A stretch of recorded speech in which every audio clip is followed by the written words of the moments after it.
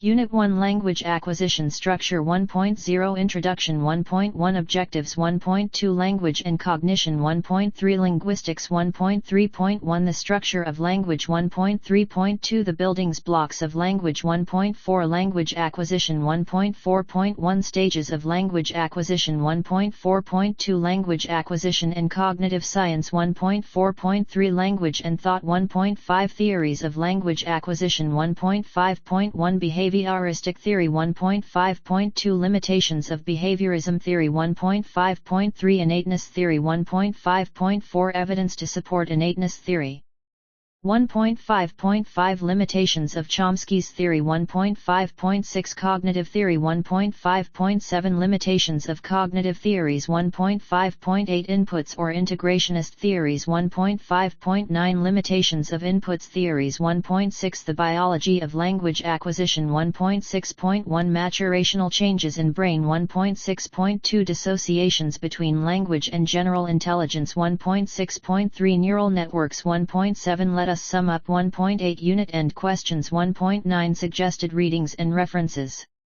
1.0 Introduction People talk or use language incessantly. Language, to cognitive psychologists, is a system of communication in which thoughts are transmitted by means of sounds, as in speech and music, or symbols, as in written words and gestures. As you read this text, you are engaging in one of the mind's most enchanting processes, the way one mind influences another through language. In this process, some cell assemblies in your brain are permanently changed, new thoughts are made, and, in a very real sense, you are changed. Cognitive psychology concerns both language and thought and has been popular only since the 1950s. Before that, many psychologists believed that the scientific method could not be applied towards the study of a process as private as thinking. From ancient Greek times, only philosophers and metaphysicians studied the nature of language and thought. The metaphysician René Descartes, for example, famously argued, "I think, therefore I am." Language acquisition 5 Language 6 Today, thanks to increasingly sophisticated tools for studying brain activity, cognitive psychology is a thriving science. Cognitive psychologists explore such questions as how language affects thought, whether it is possible to create a thinking machine, and why humans are motivated to create art. 1.1 Objectives After reading this unit, you will be able to define and elucidate the concept of language, describe language and cognition, explain theories of language acquisition and their limitations, and explain biology of language acquisition. 1.2 Language and Cognition The study of human language is important to cognitive psychologists for the following reasons. Human language development represents a unique kind of abstraction, which is basic to cognition. Although other forms of life, bees, birds, dolphins, dogs, and so on, have elaborate means of communicating and apes seem to use a form of language abstraction, the degree of abstraction is much greater among humans. Language processing is an important component of information processing and storage. Human thinking and problem solving can be conceptualized as processes involving language. Many, if not most, forms of thinking and problem solving are internal, that is, done in the absence of external stimuli. Abstraction of puzzles, for example, into verbal symbols provides a way to think about a solution. Language is the main means of human communication, the way in which most information is exchanged. Language influences perception, a fundamental aspect of cognition. Some argue that how we perceive the world is affected by the language we use to describe it. On the other hand, language development is at least largely based on our perception of language. So the perceptual language process is one of interdependency, both significantly influence the other. Language from this point of view operates as a window. The processing of words, speech, and semantics seem to engage specific cerebral areas and thus provide a meaningful link between neuroanatomical structures and language. In addition, the study of pathology of the brain has frequently shown manifest change in language functions, as in the case of aphasia. 1.3 Linguistics The study of linguistics is the formal description of the structure of language, including a description of speech sounds, meanings, and grammar. Language as studied by linguists tends to be competency-based, dealing with some ideal potential of the speaker-listener, while psychologists generally view language in terms of performance, or how humans use language. The discipline that incorporates both approaches to the study of language is called psycholinguistics. 1.3.1 The structure of language. Language is a system of symbols and rules that is used for meaningful communication. A system of communication has to meet certain criteria in order to be considered a language. A language uses symbols, which are sounds, gestures, or written characters that represent objects, actions, events, and ideas. Symbols enable people to refer to objects that are in another place or events that occurred at a different time. A language is meaningful and therefore can be understood by other users of that language. A language is generative, which means that the symbols of a language can be combined to produce an infinite number of messages. A language has rules that govern how symbols can be arranged. These rules allow people to understand messages in that language even if they have never encountered those messages before. 1.3.2 The building blocks of language. Language is organized hierarchically, from phonemes to morphemes to phrases and sentences that communicate meaning. Phonemes are the smallest distinguishable units in a language. In the English language, many consonants, such as T, P, and M, correspond to single phonemes, while other consonants, such as C and G, can correspond to more than one phoneme. Vowels typically correspond to more bonhomie. For example, O corresponds to different phonemes depending on whether it is pronounced as in bone or woman. Some phonemes correspond to combinations of consonants, such as CH, SH, and TH. Morphemes are the smallest meaningful units in a language. In the English language, only a few single letters, such as I and A, are morphemes. Morphemes are usually whole words or meaningful parts of words, such as prefixes, suffixes, and word stems. Example, the word disliked has 3 morphemes, dis, like, and ed. Syntax is a system of rules that governs how words can be meaningfully arranged to form phrases and sentences. Example, one rule of syntax is that an article such as the must come before a noun, not after. Read the book, not read book the. 1.4 Language acquisition. Language acquisition is one of the central topics in cognitive science. Every theory of cognition has tried to explain it, probably no other topic has aroused such controversy. Possessing a language is the quintessentially human trait. All language acquisition. 7 Language. 8 Normal humans speak, no non-human animal does. Language is the main vehicle by which we know about other people's thoughts, and the two must be intimately related. Every time we speak we are revealing something about language, so the facts of language structure are easy to come by. These data hint at a system of extraordinary complexity. Nonetheless, learning a first language is something every child does successfully, in a matter of a few years and without the need for formal lessons. With language so close to the core of what it means to be human, it is not surprising that children's acquisition of language has received so much attention. Anyone with strong views about the human mind would like to show that children's first few steps are steps in the right direction. In the past, debates about the acquisition of language centered on the same theme as debates about the acquisition of any ability, the nature versus nurture theme. However, current thinking about the language acquisition has incorporated the understanding that acquiring language really involves a natural endowment modified by environment. Bates and Goodman, 1999, D. Henny Lamberts, Hertz Painter and Dubois, 2006, Lightfoot, 2003, Moratis, 2003. For example, the social environment, in which infants use their social capacities to interact with others, provides one source of information for language acquisition. Snow, 1999, Tomasello, 1999. Thus the approach to studying language acquisition now revolves around discovering what abilities are innate and how the child's environment tempers these abilities. This process is aptly termed innately guided learning. C. Ellman and Associates, 1996, Juszczyk, 1997. Before examining the various theories of language acquisition, let's take a look at a series of stages that seem to be universal in language acquisition. 1.4.1 Stages of language acquisition around the world. People seem to acquire their primary language in pretty much the same sequence and in just about the same way. Research on speech perception finds the same overall pattern of progression. They develop from more general to more specific abilities. That is, as infants we are initially able to distinguish among all possible phonetic contrasts. But over time we lose the ability to distinguish non-native contrasts in favor of those used in our native language environment. See Juszczyk, 1997. Infants have remarkably acute language learning abilities.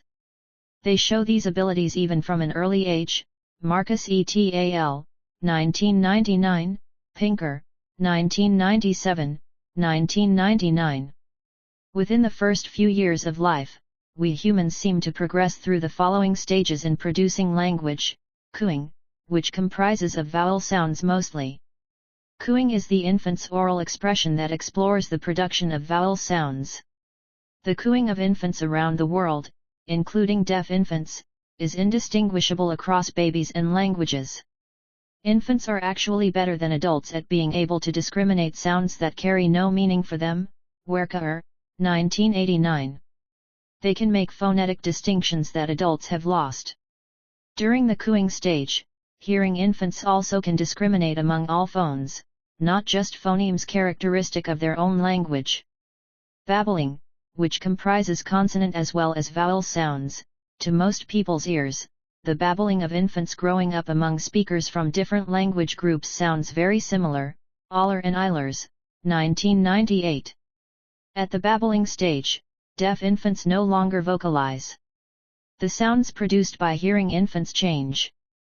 Babbling is the infant's preferential production largely of those distinct phonemes, both vowels and consonants, that are characteristic of the infant's own language. Locke, 1994. One-word utterances. These utterances are limited in both the vowels and the consonants they utilize. Ingram, 1999. Eventually, the infant utters his or her first word. It is followed shortly by one or two more. Soon after, yet a few more follow. The infant uses these one-word utterances termed hollow phrases to convey intentions, desires, and demands. Usually the words are nouns describing familiar objects that the child observes.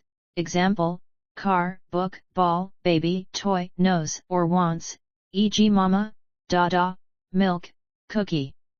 By 18 months of age, children typically have vocabulary of 3 to 100 words. Siegler, 1986. The young child's vocabulary cannot yet encompass all that the child wishes to describe. As a result, the child commits overextension error. An overextension error is erroneously extending the meaning of words in the existing lexicon to cover things and ideas for which a new word is lacking. For example, the general term for any four-legged animal may be doggy. Two-word utterances and telegraphic speech. Gradually, between 1.5 to 2.5 years of age, children start combining single words to produce two-word utterances. Thus begin an understanding of syntax.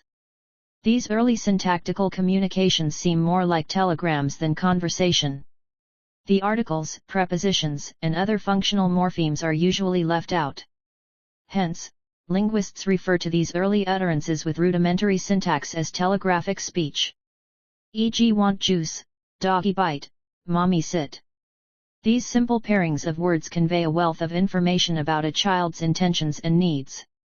Basic adult sentence structure, present by about age 4 years, with continuing vocabulary acquisition. Vocabulary expands rapidly. It more than triples from 300 words at about 2 years of age to about 1,000 words at 3 years of age. Almost incredible, by age of 4, children acquire the foundations of adult syntax and language structure. By age of 5 years, most children also can understand and produce quite complex and uncommon sentence constructions.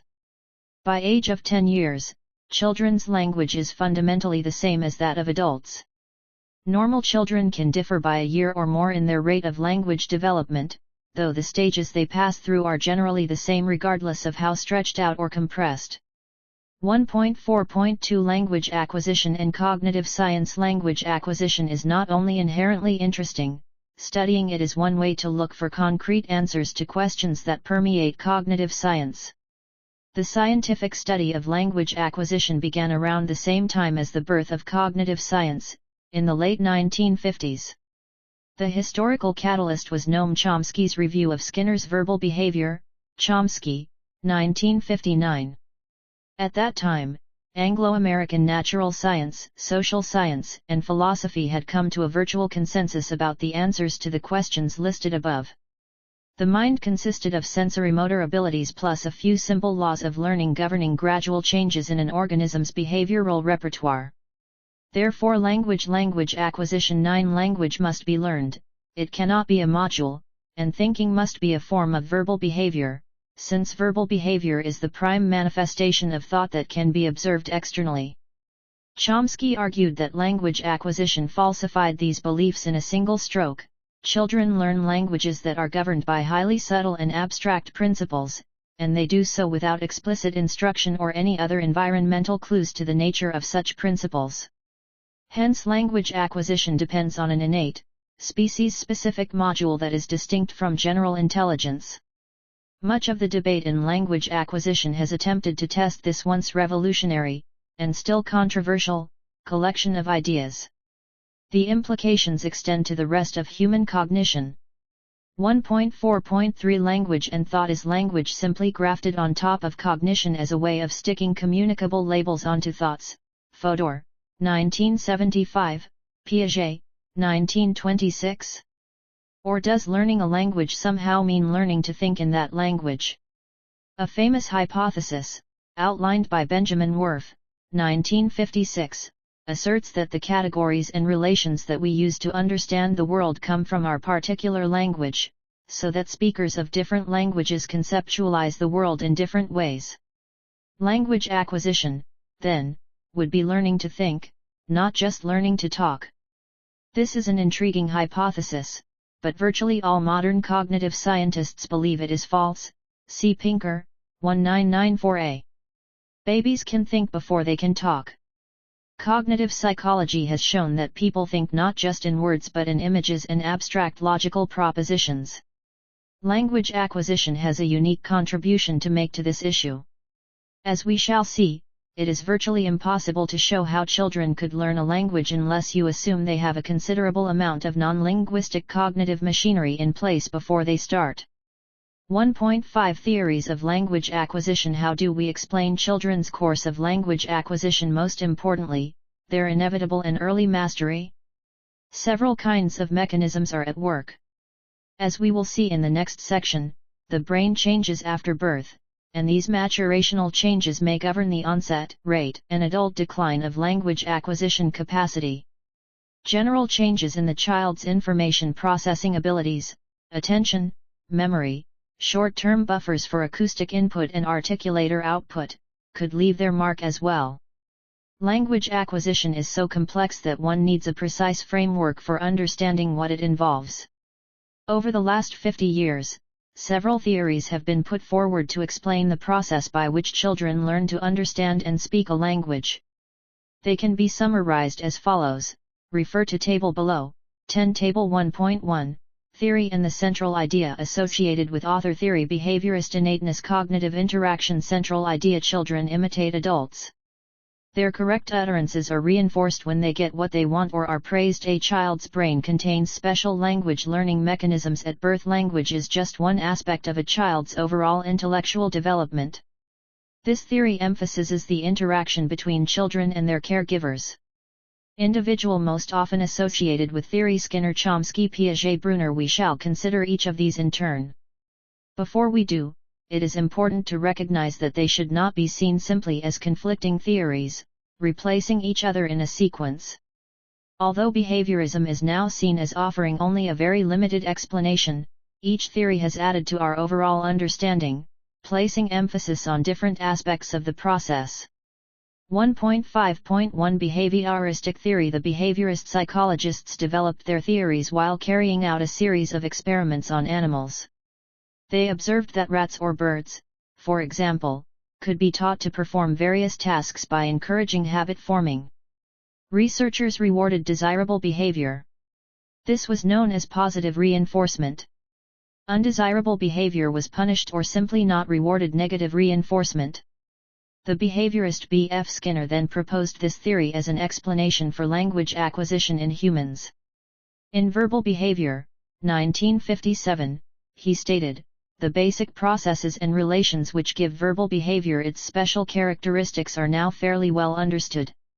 Much of the experimental work responsible for this advance has been carried out on other species, but the results have proved to be surprisingly free of species restrictions. Recent work has shown that the methods can be extended to human behavior without serious modifications." Cited in Lowe and Graham, 1998, p.68, Skinner suggested that a child imitates the language of its parents or carers. Successful attempts are rewarded because an adult who recognizes a word spoken by a child will praise the child and/or give it what it is asking for. The linguistic input was key. A model for imitation to be either negatively or positively reinforced. Successful utterances are therefore reinforced while unsuccessful ones are forgotten. No essential difference between the way a rat learns to negotiate a maze and a child learns to speak.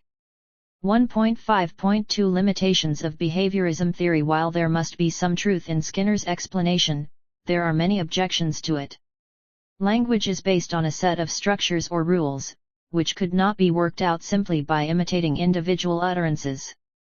The mistakes made by children reveal language acquisition. 11 Language 12 That they are not simply imitating but actively working out and applying rules. For example, a child who says drinked instead of drank is not copying an adult but rather over-applying a rule. The vast majority of children go through the same stages of language acquisition.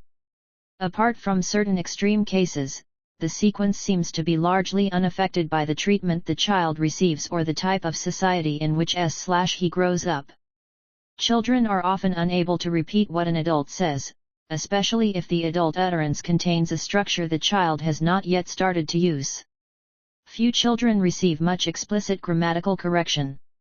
Parents are more interested in politeness and truthfulness. According to Brown, Kasdan and Bellagi, 1969, it seems to be truth value rather than well-formed syntax that chiefly governs explicit verbal reinforcement by parents, which renders mildly paradoxical the fact that the usual product of such a training schedule is an adult whose speech is highly grammatical but not notably truthful. Cited in Lowe and Graham, 1998, there is evidence for a critical period for language acquisition. Children who have not acquired language by the age of about 7 will never entirely catch up. The most famous example is that of Jeannie, discovered in 1970 at the age of 13. She had been severely neglected, brought up in isolation and deprived of normal human contact. Of course, she was disturbed and underdeveloped in many ways. During subsequent attempts at rehabilitation, her caretakers tried to teach her to speak. Despite some success, mainly in learning vocabulary, she never became a fluent speaker, failing to acquire the grammatical competence of the average 5-year-old. 1.5.3 Innateness theory. Noam Chomsky published a criticism of the behaviorist theory in 1957. In addition to some of the arguments listed above, he focused particularly on the impoverished language input children receive. This theory is connected with the writings of Chomsky, although the theory has been around for hundreds of years. Children are born with an innate capacity for learning human language. Humans are destined to speak. Children discover the grammar of their language based on their own inborn grammar. Certain aspects of language structure seem to be preordained by the cognitive structure of the human mind. This accounts for certain very basic universal features of language structure. Every language has nouns/verbs, consonants, and vowels. It is assumed that children are pre-programmed, hardwired, to acquire such things. Yet no one has been able to explain how quickly and perfectly all children acquire their native language. Every language is extremely complex, full of subtle distinctions that speakers are not even aware of. Nevertheless, children master their native language in 5 or 6 years regardless of their other talents and general intellectual ability. Acquisition must certainly be more than mere imitation. It also doesn't seem to depend on levels of general intelligence, since even a severely retarded child will acquire a native language without special training. Some innate feature of the mind must be responsible for the universally rapid and natural acquisition of language by any young child exposed to speech. Chomsky concluded that children must have an inborn faculty for language acquisition. According to this theory, the process is biologically determined. The human species has evolved a brain whose neural circuits contain linguistic information at birth. The child's natural predisposition to learn language is triggered by hearing speech, and the child's brain is able to interpret what he hears according to the underlying principles or structures it already contains. This natural faculty has become known as the language acquisition device, LAD. Chomsky did not suggest that an English child is born knowing anything specific about English, of course. He stated that all human languages share common principles. For example, they all have words for things and actions, nouns and verbs. It is the child's task to establish how the specific language he hears expresses these underlying principles. For example, the LAD already contains the concept of verb tense. By listening to such forms as worked, played, and patted, the child will form the hypothesis that the past tense of verbs is formed by adding the sound /d/, /t/ or /id/ to the base form. This, in turn, will lead to the virtuous errors mentioned above. It hardly needs saying that the process is unconscious. Chomsky does not envisage the small child lying in its cot working out grammatical rules consciously. Chomsky's groundbreaking theory remains at the center of the debate about language acquisition. However, it has been modified, both by Chomsky himself and by others. Chomsky's original position was that the LAD contained specific knowledge about language. Dan Isaac Slobin has proposed that it may be more like a mechanism for working out the rules of language. It seems to me that the child is born not with a set of linguistic categories but with some sort of process mechanism, a set of procedures and inference rules, if you will, that he uses to process linguistic data. These mechanisms are such that, applying them to the input data, the child ends up with something which is a member of the class of human languages. The linguistic universals, then, are the result of an innate cognitive competence rather than the content of such a competence, cited in Russell, 2001. 1.5.4 Evidence to support innateness theory. Work in several areas of language study has provided support for the idea of an innate language faculty. Three types of evidence are offered here. 1. Slobin has pointed out that human anatomy is peculiarly adapted to the production of speech. Unlike our nearest relatives, the great apes, we have evolved a vocal tract which allows the precise articulation of a wide repertoire of vocal sounds. 2. Neuroscience has also identified specific areas of the brain with distinctly linguistic functions, notably Broca's area and Wernicke's area. Stroke victims provide valuable data. Depending on the site of brain damage, they may suffer a range of language dysfunction, from problems with finding words to an inability to interpret syntax. 3. Experiments aimed at teaching chimpanzees to communicate using plastic symbols or manual gestures have proved controversial. It seems likely that language acquisition 13 language 14 are ape cousins, while able to learn individual words, have little or no grammatical competence. Pinker, 1994, offers a good account of this research. The formation of Creole varieties of English appears to be the result of the LAD at work. The linguist Derek Bickerton has studied the formation of Dutch-based Creoles in Suriname. Escaped slaves, living together but originally from different language groups, were forced to communicate in their very limited Dutch. The result was the restricted form of language known as a pidgin. The adult speakers were past the critical age at which they could learn a new language fluently. They had learned Dutch as a foreign language and under unfavorable conditions. Remarkably, the children of these slaves turned the pidgin into a full language, known by linguists as a Creole. They were presumably unaware of the process, but the outcome was a language variety which follows its own consistent rules and has a full expressive range. Creoles based on English are also found, in the Caribbean and elsewhere. Studies of the sign languages used by the deaf have shown that, far from being crude gestures replacing spoken words, these are complex, fully grammatical languages in their own right. A sign language may exist in several dialects. Children learning to sign as a first language pass through similar stages to hearing children learning spoken language.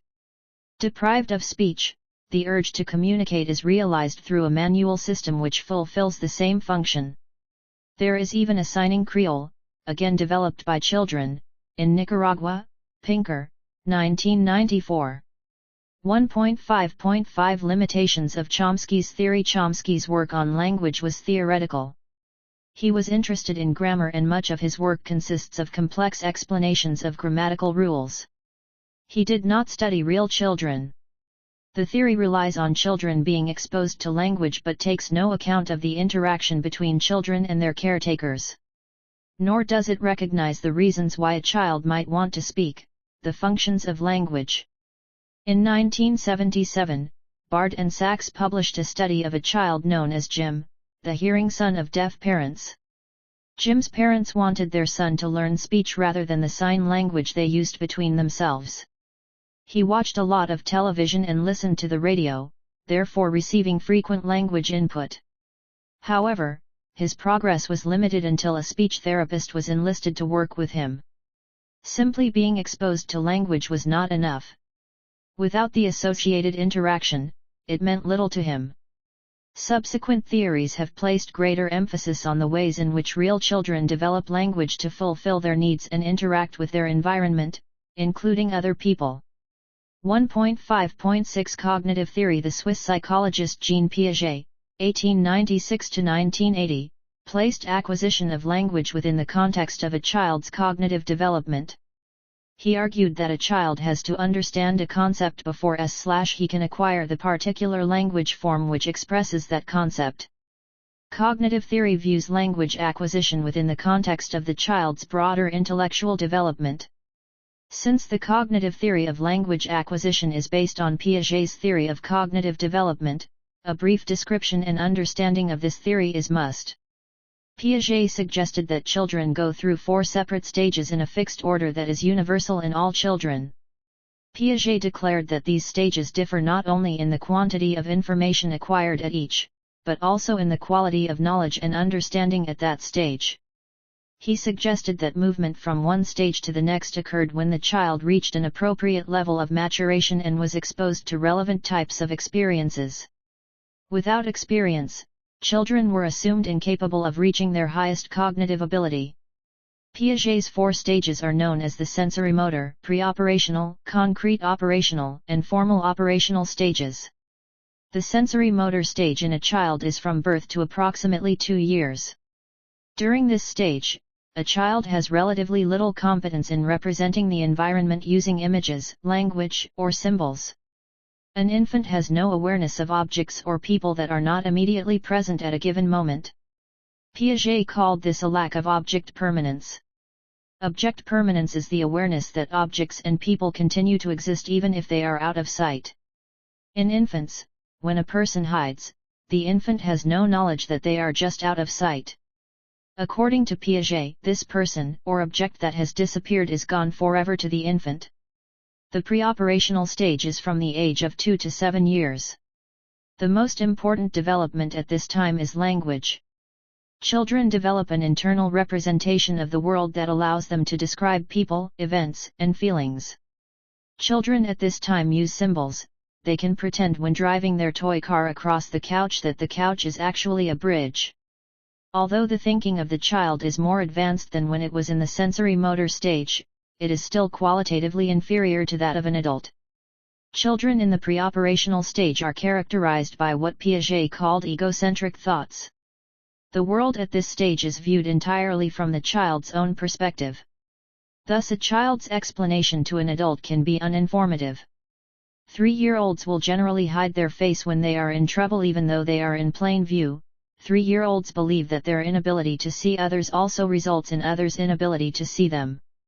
A child in the preoperational stage also lacks the principle of conservation.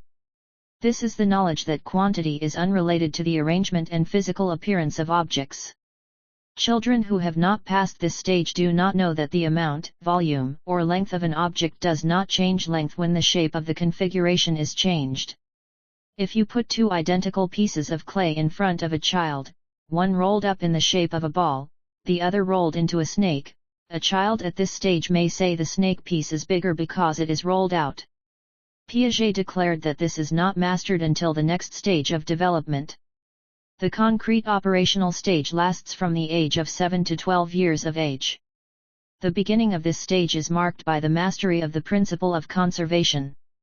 Children develop the ability to think in a more logical manner and they begin to overcome some of the egocentric characteristics of the pre-operational period. One of the major ideas learned in this stage is the idea of reversibility. This is the idea that some changes can be undone by reversing an earlier action. Language acquisition 15 Language 16 An example is the ball of clay that is rolled out into a snake piece of clay. Children at this stage understand that you can regain the ball of clay formation by rolling the piece of clay the other way. Children can even conceptualize the stage in their heads without having to see the action performed. Children in the concrete operational stage have a better understanding of time and space. Children at this stage have limits to their abstract thinking, according to Piaget. The formal operational stage begins in most people at age 12 and continues into adulthood. This stage produces a new kind of thinking that is abstract, formal, and logical. Thinking is no longer tied to events that can be observed. A child at this stage can think hypothetically and use logic to solve problems. It is thought that not all individuals reach this level of thinking. Most studies show only 40 to 60% of American college students and adults fully achieve it. Piaget's suggestion, that cognitive performance cannot be attained unless cognitive readiness is brought about by maturation and environmental stimuli, has been instrumental in determining the structure of educational curricula. Cognitive theory of language acquisition suggests that a child first becomes aware of a concept, such as relative size, and only afterward do they acquire the words and patterns to convey that concept. Simple ideas are expressed earlier than more complex ones even if they are grammatically more complicated. Conditional mood is one of the last. Conceptual development might affect language development. If a child has not yet mastered a difficult semantic distinction, he or she may be unable to master the syntax of the construction dedicated to expressing it. The complexity of a grammatical form has a demonstrable role in development. Simpler rules and forms appear in speech before more complex ones, all other things being equal. For example, the plural marker s in English, e.g. cats, which requires knowing only whether the number of referents is singular or plural, is used consistently before the present tense marker s, he walks, which requires knowing whether the subject is singular or plural and whether it is a first, second, or third person and whether the event is in the present tense. Brown, 1973. There is a consistent order of mastery of the most common function morphemes in a language. Here's an example from English: first ing, then in and on, then the plural s, last are the forms of the verb to be. Seems to be conditioned by logical complexity. Plural is simple, while forms of the verb to be require sensitivity to both number and tense.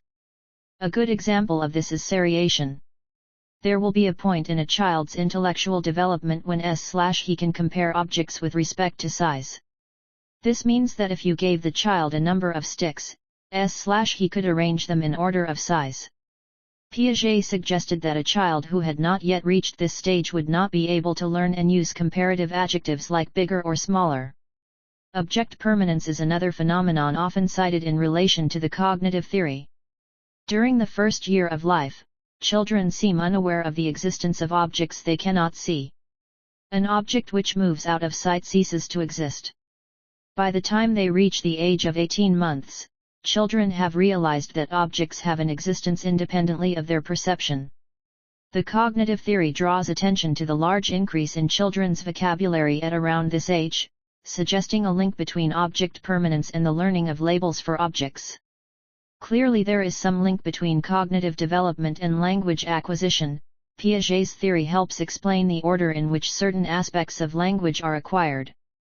1.5.7 Limitations of cognitive theories. This theory does not explain why language emerges in the first place. Apes also develop cognitively in much the same way as young children in the first few years of life, but language acquisition doesn't follow naturally from their development. Bees develop the cognitive ability to respond to many shades of color, but bees never develop any communication signals based on shades of color. During the first year to 18 months, connections of the type explained above are possible to trace, but, as a child continues to develop, so it becomes harder to find clear links between language and intellect. Some studies have focused on children who have learned to speak fluently despite abnormal mental development. Syntax in particular does not appear to rely on general intellectual growth. 1.5.8 Input or integrationist theories. In contrast to the work of Chomsky, more recent theorists have stressed the importance of the language input children receive from their caregivers. Language exists for the purpose of communication and can only be learned in the context of interaction with people who want to communicate with the person. Interactionists such as Jerome Bruner, 1966-68, suggest that the language behavior of adults when talking to children, known as child-directed speech or CDs, is specially adapted to support the acquisition process. This support is often described as scaffolding for the child's language learning. Bruner also coined the term Language Acquisition Support System or LAS in response to Chomsky's LAD. It has been noted that the turn-taking structure of conversation is developed through games and nonverbal communication long before actual words are uttered. Children do not hear sentences in isolation, but in a context. Many models of language acquisition assume that the input to the child consists of a sentence and a representation of the meaning of that sentence, inferred from context and from the child's knowledge of the meanings of the words. 1.5.9 Limitations of input theories. These theories serve as a useful corrective to Chomsky's early position, and it seems likely that a child will learn more quickly with frequent interaction. However, it has already been noted that children in all cultures pass through the same stages in acquiring language. We have also seen that there are cultures in which adults do not adopt special ways of talking to children, so child-directed speech may be useful but may not be essential. As stated earlier, the various theories should not be seen simply as alternatives. Rather, each of them offers a partial explanation of the process. 1.6 The biology of language acquisition. Human language is made possible by special adaptations of the human mind and body that occurred in the course of human evolution, and which are put to use by children in acquiring their mother tongue. Language acquisition. 17 Language. 18 Most obviously, the shape of the human vocal tract seems to have been modified in evolution for the demands of speech. Our larynxes are low in our throats, and our vocal tracts have a sharp right angle bend that creates two independently modifiable resonant cavities, the mouth and the pharynx or throat, that defines a large two-dimensional range of vowel sounds. Lieberman, 1984. It is tempting to think that if language evolved by gradual Darwinian natural selection, we must be able to find some precursor of it in our closest relatives, the chimpanzees. In several famous and controversial demonstrations, chimpanzees have been taught some hand signs based on American Sign Language, to manipulate colored switches or tokens, and to understand some spoken commands. Gardner and Gardner, 1969, Premack and Premack, 1983, Savage Rumbaugh, 1991. Though artificial chimp signaling systems have some analogies to human language, e.g., use in communication, combinations of more basic signals, it seems unlikely that they are homologous. Chimpanzees require massive regimented teaching sequences contrived by humans to acquire quite rudimentary abilities, mostly limited to a small number of signs, strung together in repetitive, quasi-random sequences, used with the intent of requesting food or tickling. Terrace, Petitto, Sanders, and Beaver, 1979, Seidenberg and Petitto, 1979, 1987, Seidenberg, 1986, Wallman, 1992, Pinker, 1994a. These contrasts sharply with human children, who pick up thousands of words spontaneously, combine them in structured sequences where every word has a determinate role, respect the word order of the adult language, and use sentences for a variety of purposes such as commenting on interesting objects. This lack of homology does not, by the way, cast doubt on a gradualist Darwinian account of language evolution. Humans did not evolve directly from chimpanzees. Both derived from common ancestor, probably around 6 to 7 million years ago. This leaves about 300,000 generations in which language could have evolved gradually in the lineage leading to humans, after it split off from the lineage leading to chimpanzees. Presumably language evolved in the human lineage for two reasons: our ancestors developed technology and knowledge of the local environment in their lifetimes, and were involved in extensive reciprocal cooperation. This allowed them to benefit by sharing hard-won knowledge with their kin and exchanging it with their neighbors. Pinker and Bloom, 1990. 1.6.1 Maturational changes in brain. The maturation of language circuits during a child's early years may be a driving force underlying the course of language acquisition. Pinker, 1994, Bates, Thal, and Janowski, 1992, Locke, 1992, Hutton-Locker, 1990.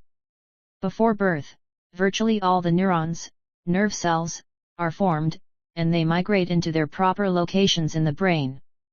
But head size, brain weight, and thickness of the cerebral cortex, gray matter, where the synapses, junctions, subserving mental computation take place, continue to increase rapidly in the year after birth.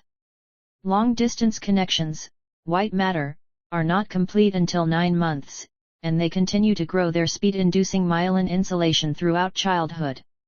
Synapses continue to develop, peaking in number between 9 months and 2 years, depending on the brain region, at which point the child has 50% more synapses than the adult. Metabolic activity in the brain reaches adult levels by 9 to 10 months, and soon exceeds it, peaking around the age of 4. Synapses wither from the age of 2 through the rest of childhood and into adolescence, when the brain's metabolic rate falls back to adult levels.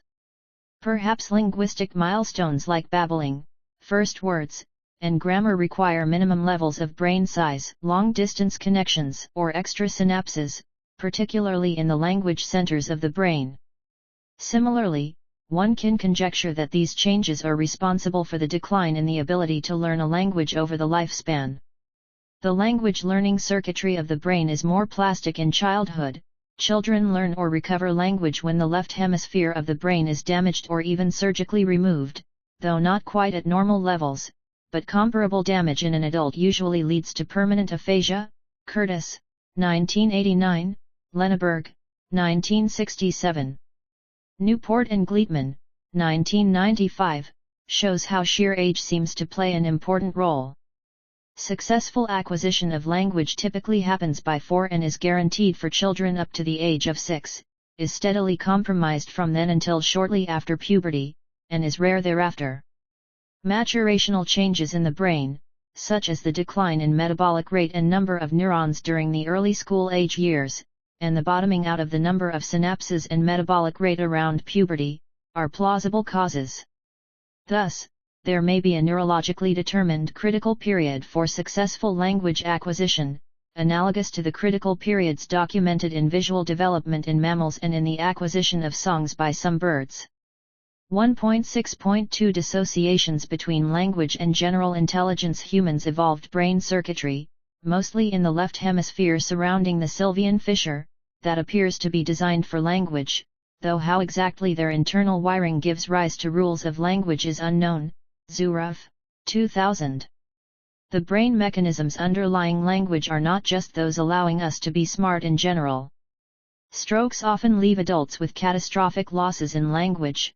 Zuroff, 2000, Pinker, 1994a, though not necessarily impaired in other aspects of intelligence, such as those measured on the nonverbal parts of IQ tests.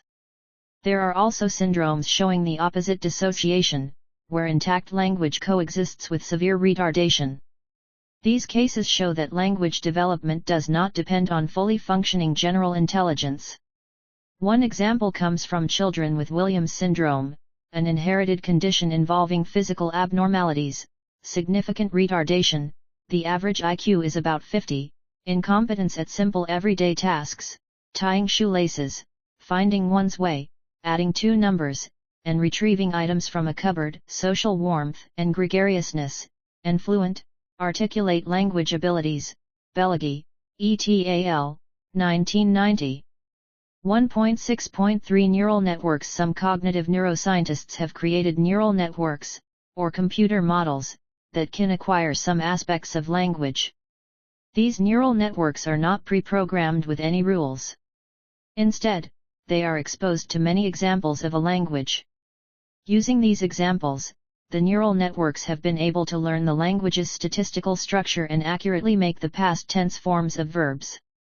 The developers of these networks speculate that children may acquire language in a similar way, through exposure to multiple examples. Language acquisition. 19 Language 21.7 Let us sum up. The topic of language acquisition implicates the most profound questions about our understanding of the human mind, and its subject matter, the speech of children, is endlessly fascinating. But the attempt to understand it scientifically is guaranteed to bring on a certain degree of frustration. Languages are complex combinations of elegant principles and historical accidents. We cannot design new ones with independent properties, we are stuck with the confounded ones entrenched in communities.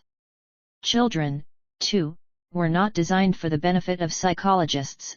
Their cognitive, social, perceptual, and motor skills are all developing at the same time as their linguistic systems are maturing and their knowledge of a particular language is increasing, and none of their behavior reflects one of these components acting in isolation. Learning anything about language acquisition at all, is only because a diverse set of conceptual and methodological tools has been used to trap the elusive answers to these questions: neurobiology, ethology, linguistic theory, naturalistic and experimental child psychology, cognitive psychology, philosophy of induction, theoretical and applied computer science. Language acquisition, then, is one of the best examples of the indispensability of the multidisciplinary approach called cognitive science. 1.8 Unit End Questions. 1. Describe some of the processes involved in language. 2. Why study of language is important for cognitive psychologists.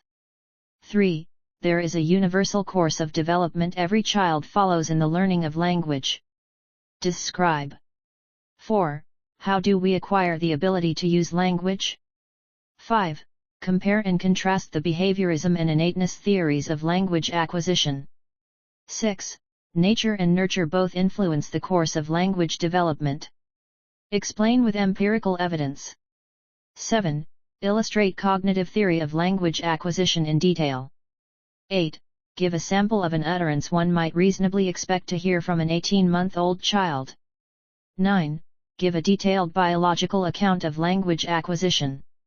10. Make a worksheet showing the initial stages of language acquisition in a child with elaborate examples and reference studies.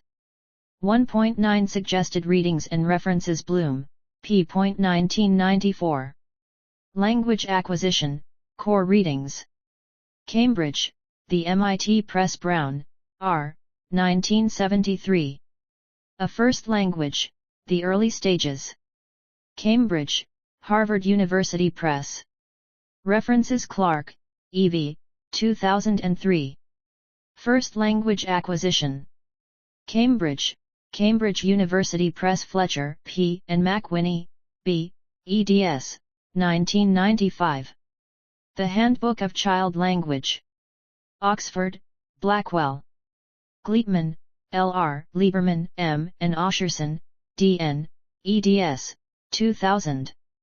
An Invitation to Cognitive Science, 2nd edition Volume 1, Language. Cambridge, Ma., MIT Press. Ingram, D., 1989.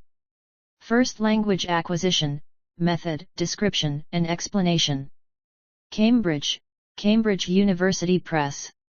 Pinker, S., 1994. The Language Instinct. London, Penguin Books. Tomasello, M., 2003. Constructing a Language. Cambridge, Harvard University Press. Van Tatenhove, G.M., 2005. Normal Language Development, Generative Language, and AAC. Yang, C., 2009, ed. Language Acquisition. London, Routledge. Language Acquisition 21 Language 22 Unit 2 Language Processing, Comprehension and language expression. Language is a process of free creation, its laws and principles are fixed, but the manner in which the principles of generation are used is free and infinitely varied. Even the interpretation and use of words involves a process of free creation. Noam Chomsky Structure 2.0 Introduction 2.1 Objectives 2.2 Functions of Language 2.3 Structure of Language 2.3.1 Basic Units of Language, Phonemes and Morphemes 2.3.2 Higher Levels of Linguistic Analysis 2.3.3 Phase Structure of Sentences 2.3.4 Structure and Deep Structure in Sentences 2.4 Processes in Language 2.4.1 Production of Language 2.4.2 Speech Perception and Comprehension 2.5 Language Development 2.6 Comprehensive Model of Language Processing 2.6.1 Kintz's Model of Comprehension 2.6.2 Propositional representation of text and reading 2.7 Let us sum up 2.8 Unit End Questions 2.9 Suggested readings and references 2.0 Introduction One form of knowledge shared by all human societies is the knowledge of language. Language is the principal means by which we acquire and express knowledge, thus, the study of how language is used is a central concern of cognitive psychology. In the previous chapter, we studied the modes of language acquisition. Here we will do an overview of the research on the processes of language involving the comprehension and expression of language. Language, like other cognitive functions, is a dynamic process. Such an enterprise requires that we examine the microstructure of the entire process as it occurs in real time. It is only through the careful examination of the temporal course of mental operations involved in the various levels of analysis underlying speech that we can hope to discover its nature. How do we understand language, given its multifaceted encoding? One approach to this question centers on the psychological processes involved in speech perception, Hickok and Peppel, 2000. It also considers how listeners deal with the peculiarities resulting from the acoustic, related to sound, transmission of language. A second, more linguistically oriented approach focuses on descriptions of the grammatical structure of language. Finally, a third approach examines the psycholinguistic processes involved in language comprehension at the discourse macro level of analysis. All three approaches overlap to some degree and offer interesting insights into the nature of language, its use and understanding. 2.1 Objectives. After reading this unit, you will be able to examine the basic features involved in the language processing, explain the expression and comprehension of language, elucidate the functions of language, analyze the structure of language, explain the processes in language, and describe Walter Kintz's model of comprehension. 2.2 Functions of language. Language serves many functions, which are all related to the fundamental process of communication. Perhaps most important is that language conveys meaning and is part of almost all kinds of social interaction. Language conveys intentions, motives, feelings, and beliefs. Language is used to issue requests and commands, and is also used to teach and to convey information. Language is useful because it can represent ideas and events that are not tied to present. You can also describe abstract ideas, such as beauty and justice, as well as concrete objects of everyday experience. Thus, language is symbolic, in that speech sounds and utterances stand for or represent various objects, ideas, and events. Regardless of whether we are considering spoken language, written language, or sign language, there are three elements of language expression and human communication that have been identified as operating in the speaker-listener situation: speech acts, propositional content, and thematic structure. A brief description from the analysis by Clark and Clark, 1977, is as follows. Speech acts. Speakers normally intend to have some influence on their listeners. To do so, speakers get the listeners to recognize the speaker's intentions. Indeed, failure to recognize these intentions can result in awkward situations. Speech act theory holds that all utterances can be classified as to the type of speech act they represent. For example, speech acts may make assertions, make verbal commitments, convey thanks, give a warning, or issue a command. Typical examples of speech acts including the following: I insist that you turn down the volume on the stereo. A command, what are your plans for weekend? A question, I promise to pay you tomorrow. A verbal commitment, symbolize ordering, questioning, committing etc., which are common direct speech acts. Searle, 1969, pointed out that some speech acts are indirect. When your mother asks if you live in a barn, a guest in your house asks if you are chilly. Language processing, comprehension and language expression. 23 Language 24 They are conveying information about their desires, but in a rather indirect, non-literal way. The meaning of any particular speech act, including whether it is direct or indirect, will depend on the context in which it is uttered. Gibbs, 1986, as well as its content. 2. Propositional content. The second element of communication concerns the propositional content of a sentence. In communication, speakers want to convey certain ideas, and to do this, they must be sure that they are understood. Thus, the content around a speech act is very important. As a general rule, the propositional content of a sentence is used to describe certain states or events. It can be part of other propositions. For example, the sentence "The bright student received an A in mathematics" expresses two separate propositions: the student is bright and the student received an A in mathematics. Combined into a single sentence, the propositions convey what the speaker intends to convey. There is experimental evidence that we represent as propositions. For example, the more propositions contained in a sentence, the longer the time required to read the sentence. Van Dijk and Kintz, 1983, discussed in detail in last section. 3. Thematic structure. The third component in communication is thematic structure. To communicate effectively, good speakers pay careful attention to their listeners. Good speakers have to judge what listeners do and do know, keep track of where they are leading their listeners, and regularly examine any assumptions about the listener's knowledge of the topic being discussed.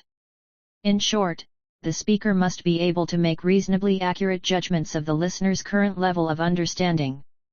All of these features are present in good teachers, entertaining and effective storytellers, and interesting conversationalists. 2.3 Structure of language. A theoretical intervention about the process which leads to the understanding of an utterance in communication should involve two aspects. Firstly, the aspects of language linked to the recognition of the form of the utterance itself, phonology, morphology, and syntax.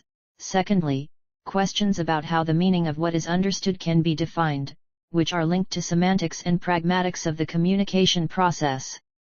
These two aspects cannot be separated, and in order to analyze the process of language, both are to be taken into consideration. Thus, to understand the language processes, it is fundamental to understand the basic structure of language first. As should be evident by now, language can be divided into three basic parts, each with its own structure and rules: phonology, syntax, grammar, and semantics. The first of these, phonology, concerns the rules for pronunciation of speech sounds. The second aspect of language, syntax, deals with the way words combine to form sentences. And semantics focuses on the meaning of words and sentences. 2.3.1 Basic units of language, phonemes and morphemes. All languages are made of basic sounds called phonemes. Adult human beings can produce approximately 100 phonemes, and the English language is made up of about 45 phonemes. Languages vary in the number of phonemes, ranging from as few as 15 to as many as 85. One reason why it is difficult for many Americans to learn foreign languages is that different phonemes are used. For instance, Germanic and Slavic languages contain phonemes never used in the English language. Phonemes and morphemes have already been defined in the previous chapter.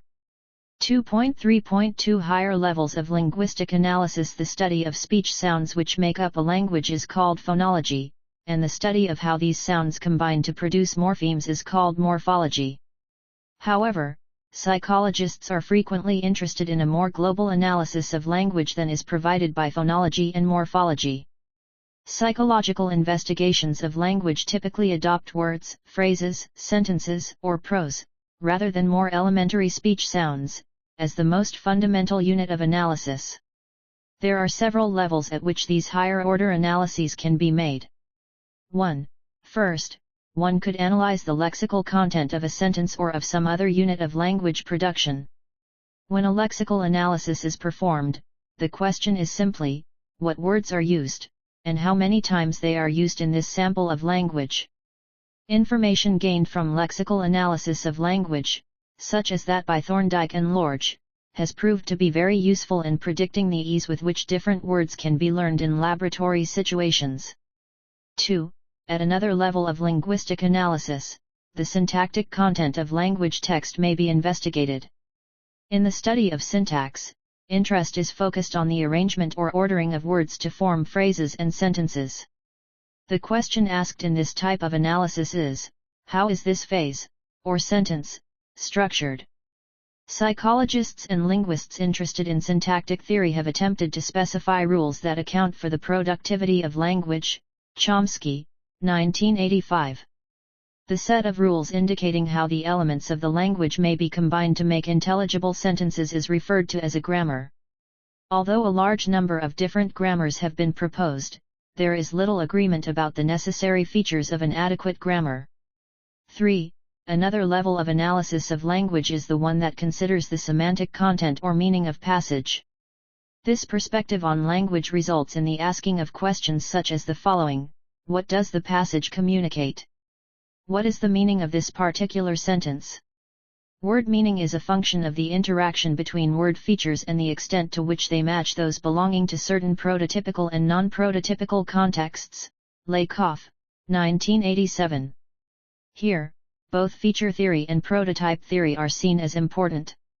The critical role of semantics is not under question and has been clearly demonstrated in a number of psychological investigations. In general, current views of semantics and comprehension view the listener, or reader, as an active participant who formulates hypotheses about subsequent input based on context, both verbal and situational, on knowledge of constraints in the language, and on knowledge of the world. This is in contrast to the more language processing, comprehension and language expression, 25, language passive view of the comprehended American Samoa, someone who waits for the input before acting upon it.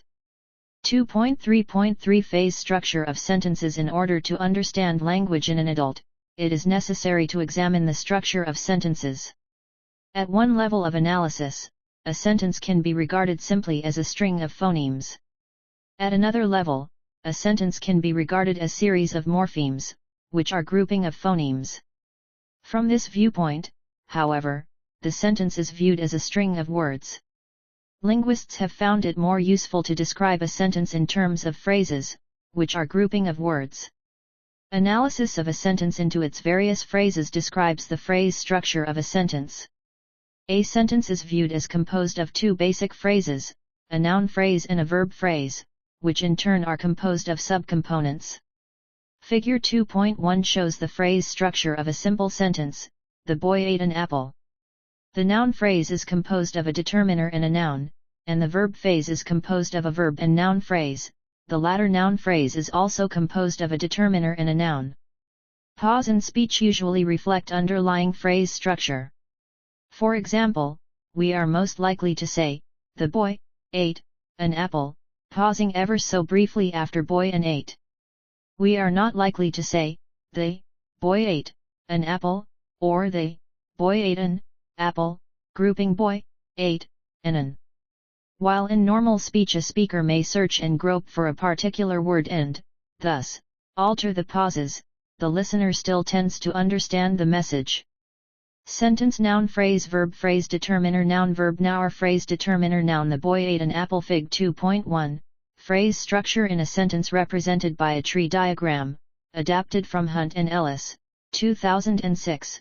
2.3.4 Structure and deep structure in sentences. The surface structure is the organization that describes the sequences of phrases in a sentence as it is actually spoken, or read, and reflects the phonological realization of the complex, underlying linguistic structure. Deep structure, in contrast, refers to the underlying structure that includes the 26 relevant string of linguistic units, the grammatical requirements for lexical, word, selection, and the grammatical relations between words and sentences. The deep structure of a sentence, thus, specifies the derivations of both its surface structure and meaning. Consider the sentences, Rohit threw the ball and the ball was thrown by Rohit. Both sentences convey the same meaning despite the fact that they sound different. Hence their deep structure is same. But consider the sentence the lamb is ready to eat, which can have two meanings. The lamb may serve as food to be eaten, or as an animal, the lamb is prepared to eat food. Thus, the deep structure can vary within the same sentence, depending on what meaning the speaker wishes to convey. Evaluate the meaning of the following ambiguous sentences: visiting relatives can be a nuisance, the corrupt police can't stop drinking. Sentences with essentially a single deep structure and two or more surface structures are synonymous. Sentences with different deep structures and the same surface structure are ambiguous. Thus, important problem remaining concerns the theoretical rules by which the deep structure of a sentence comes to be realized in a particular surface structure. Rules for the specification of this linkage process, called transformational rules, have been developed by Noam Chomsky, 1965, 1975, and other linguists. Transformational rules have clear implications about what features of sentences human beings do store in memory. If the sentence is simple, then features of the surface structure may be stored. As sentences become more complex, what is thought to be stored is some underlying base structure, or schema, plus one or more footnotes that serve as rules necessary to regenerate the sentence in its original surface form. Thus, what is stored is some coded representation of the complex sentence. Information contained in a linguistic message tends to be comprehended, and sometimes is remembered, in syntactically defined chunks, although semantically based chunking also may be used, depending on the demands placed upon the listener and the nature of the material. Marshark, 1979. Thus, the phrase structure of a sentence appears to play an important organizational role in language processing at a very basic level. Ferreira and Clifton, 1986. Self-assessment questions: 1. Explain language in your words. 2. What are the three functions of language? Language processing, comprehension and language expression. 27 Language 28. 3. Explain surface structure and deep structure. 2.4 Processes in language. In this section we will examine some basic processes in language. The focus is on three processes: I. Production of language, 2. Speech perception and comprehension, and 3. Language development. 2.4.1 Production of language. The beginning of a dialogue is usually the production of speech by one of the participants, although a gesture or other sign may initiate such an interaction and have its origins in a similar verbal plan. McNeill, 1985. But, before uttering a sentence or manually expressing any information, the speaker must do some planning based on the intended effect the utterance is to have on the listener, based on the speaker's knowledge of the listener's scope of understanding. Example, is the listener familiar with the topic, and based on the syntactic, semantic, and pragmatic, or social, form that the production and its desired effects requires. Thus, speaking is very much an instrumental act, which is to say that speakers talk in order to produce an effect of some kind. The process of speaking is basically concerned with planning and execution. But just how is speech planned and executed? Clark and Clark, 1977, described a rough outline of this process, which involves 5 steps. The first step for speakers is to decide on the kind of discourse to be initiated, which is the issue of discourse plans. Do they want to engage in a conversation, to describe an event, to give instructions, or to regale a friend with a humorous story?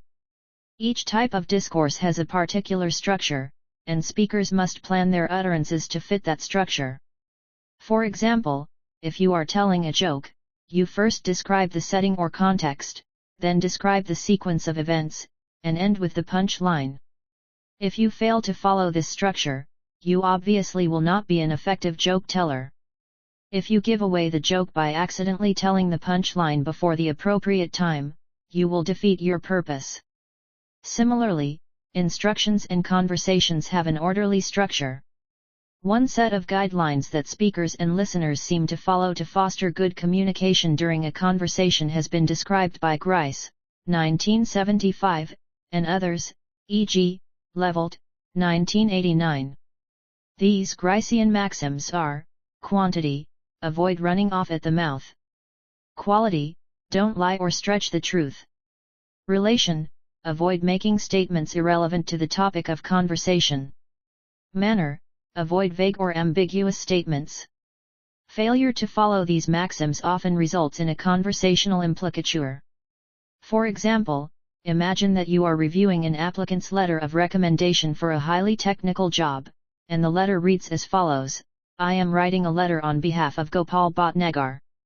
Gopal dresses very well and has a charming wife. He also drives a nice automobile and sings in his church's choir. Thank you. Would you hire Gopal based on this letter? Probably not.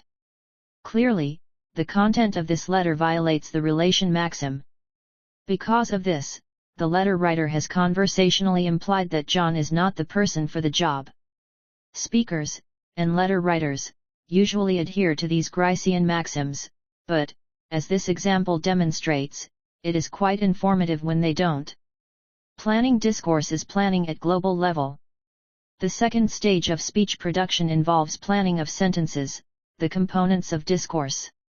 Once the nature of discourse is decided, specific sentences that will accomplish the objective must then be selected. The speech act, the propositional content, and the thematic structure need to be determined. The order in which sentences are produced and the type of information to be conveyed must be thought about.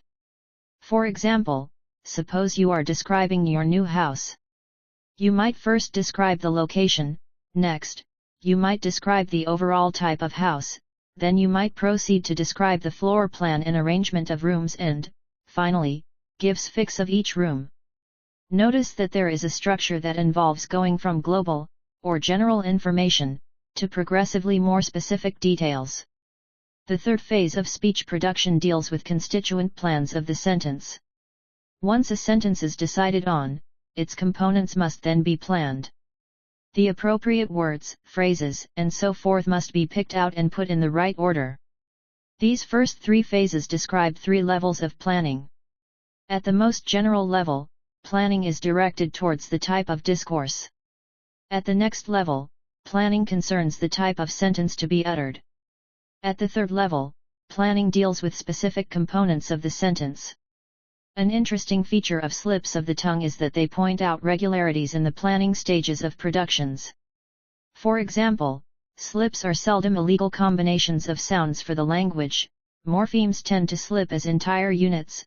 Clark and Clark, 1977. Some classic slips are known as bloopers in the world of radio and television. Some bloopers are fairly obvious. For example, an announcer for the Friendly Homemaker program said, "And now we present our homely friend maker."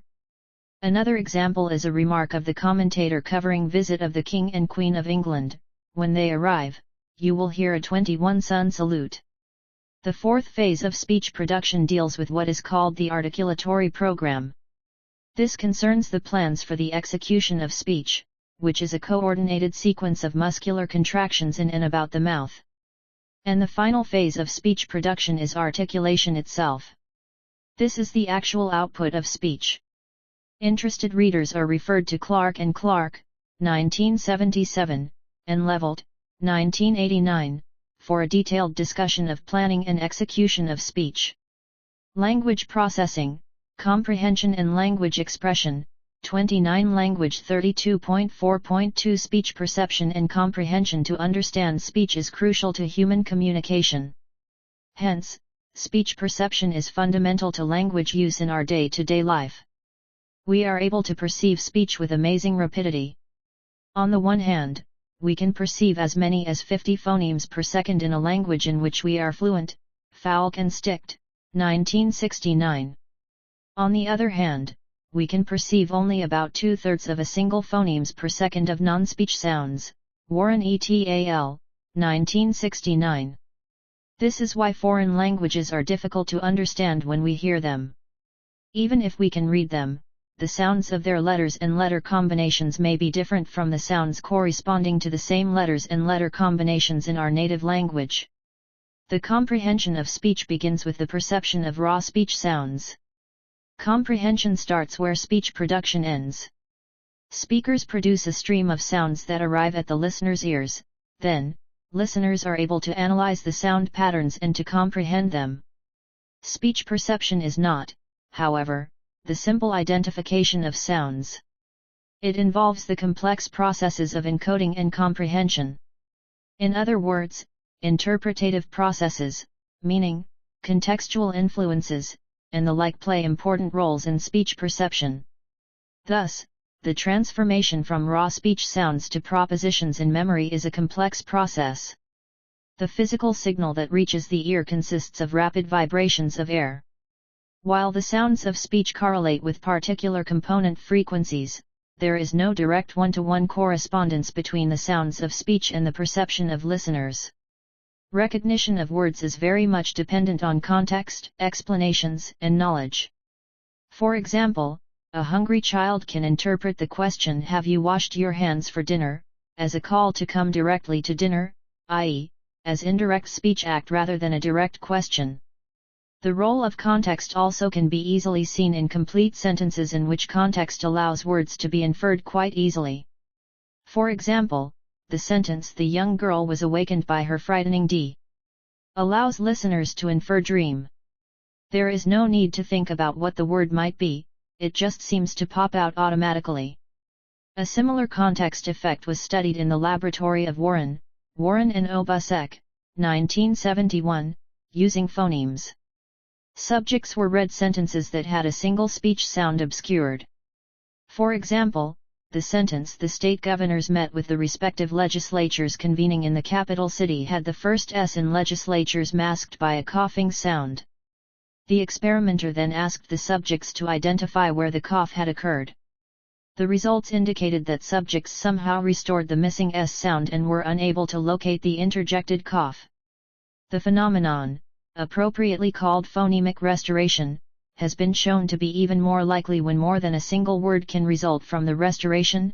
Example, _region can become either legion or region, indicating an active word-searching process in speech perception. Samuel, 1987. Many people have the impression that the words they hear are distinct, separate combinations of sounds, but this impression is not correct. Cole, 1979, 1980, and other speech researchers have demonstrated that words usually run together as sound patterns.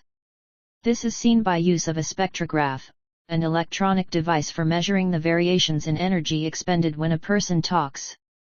Moreover, it is often the case that a single word cannot be recognized correctly when it is taken out of its sentence context. This was shown some years ago by Pollock and Pickett, 1963, who played different segments of a normal conversation for subjects. When the subjects heard just one word from the conversation, it was often incomprehensible.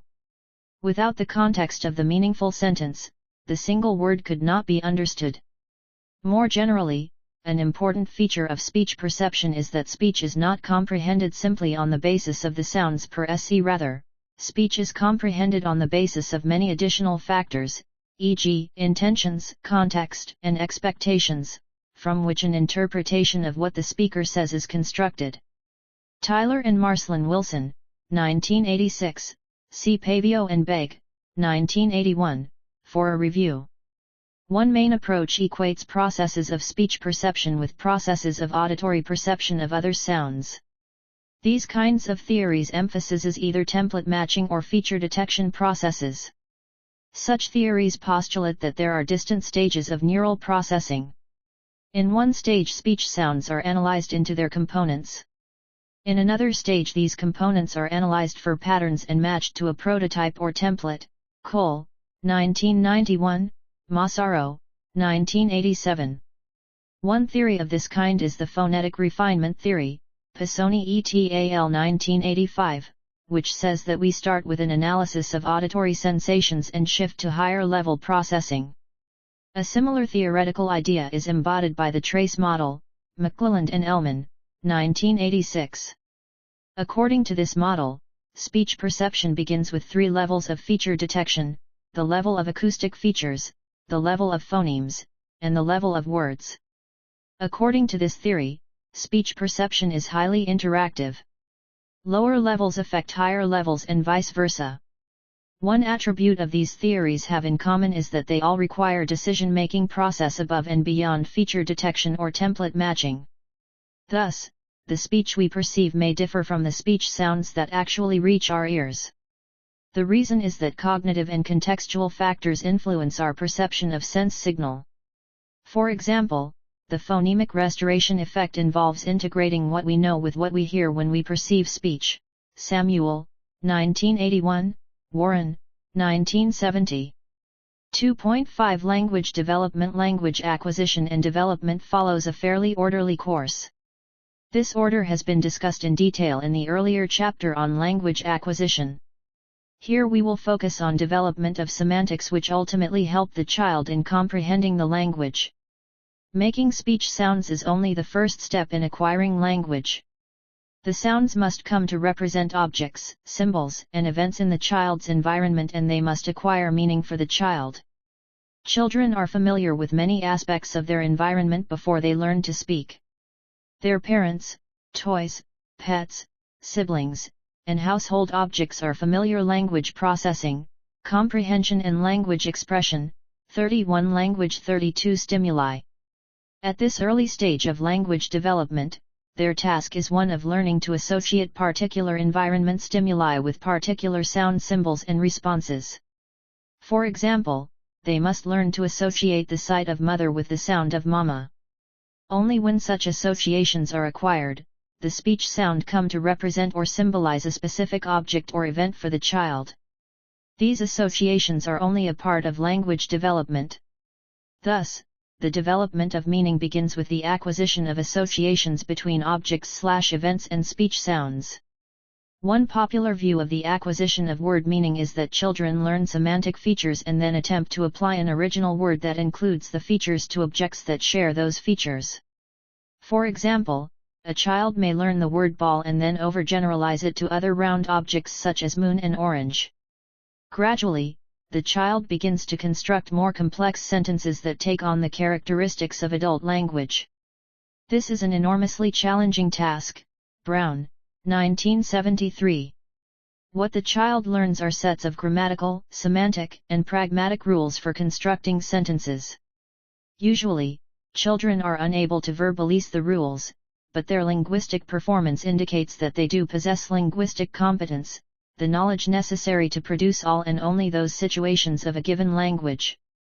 Indeed, many adults who speak grammatically acceptable English are unable to specify the rules they use. But these rules allow us to generate the almost infinite number of sentences. One of the best pieces of evidence for learning syntactic rules is the phenomenon of overgeneralization. For example, children learn to say went correctly, apparently by rote, then learn the rule of forming the past tense by adding ed, and then incorrectly as goed. They later learn the exception to the rule and go back saying went. Similar overgeneralizations occur in deaf child's acquisition of sign language. This brief description only begins to sketch some of the complexities of language development. What is clear is that young children have an enormously complex task in learning to speak, read, and use language in a meaningful fashion. The fact that human beings can acquire and use language emerges as a remarkable achievement. Finally, relating language development to the earlier discussion on speech acts, there have also been some interesting findings. For example, it appears that younger children view the meaning of I promise differently than do older children and adults. According to philosopher Sowerly, 1969, certain conditions must be present for a sincere promise to be made. One condition is that the person making the commitment actually intends to carry out the promised action. A second condition is that it is apparent that the person to whom the promise is directed desires the action to be carried out. In a recent study, Bernicott and Laval, 1996, report that 3-year-olds have difficulty understanding only the second condition. But, by age 10, children evaluate both conditions equivalently well in determining the outcome of a scenario. concerning the occurrence of the promised activity, where these conditions were manipulated. These findings indicate that the meaning of I promise is quite different, depending on the age of the child to whom it is said. Specifically, the understanding of the contextual circumstances underlying the making of a verbal commitment increments with age. Initially, children are primarily concerned with whether the promised activity simply occurred. As they grow older, they begin to grasp the intentions of the speaker in evaluating the likely outcome of that activity. Astington, 1988. 2.6 Comprehensive Model of Language Processing. This chapter has progressed systematically from the simple linguistic entities, phonemes and morphemes, to syntax and grammar, to speech perception and comprehension. One might wonder whether there are any comprehensive theories of language. In fact, there are many. One by Kintz is particularly significant because it incorporates many bits of wisdom from earlier studies and, at the same time, contains a model of the mind. Let's discuss now the principal components of the most influential, extensive, and comprehensive model of language processing by Kintz and van Dijk. Kintz, 1974, 1979, 1988, 1990, Kintz and van Dijk, 1978, briefly. 2.6.1 Kintz's Model of Comprehension. This model of comprehension is more than a system that deals with the way textual information is understood. It is a theory that cuts across many topics in cognitive psychology, including memory and comprehension of the written and spoken language. Comprehension is dependent on two disparate sources that are similar to top-down and bottom-up processing. Borrowed from computer language, bottom-up processing is cognitive processing initiated by the components of a stimulus pattern which, when summed, lead to recognition of the whole configuration, whereas top-down processing is hypothesis-driven recognition of the whole stimulus configuration, which leads to the recognition of component parts. At the highest level is the goal schema, which decides what material is relevant. At the opposite extreme of the model is the text. The model is based on a proposition. A proposition is an abstraction, and, as such, it is difficult to define concretely. However, some characteristics of propositions can be identified. They are abstractions based on observations, such as reading text material or listening to a speaker. They are retained in memory and follow the laws governing memory processes, and, in Kintz's system, they consist of a predicate and one or more arguments. Predicates corresponds to verbs, adjectives, adverbs, or connectives in the words a person reads or hears.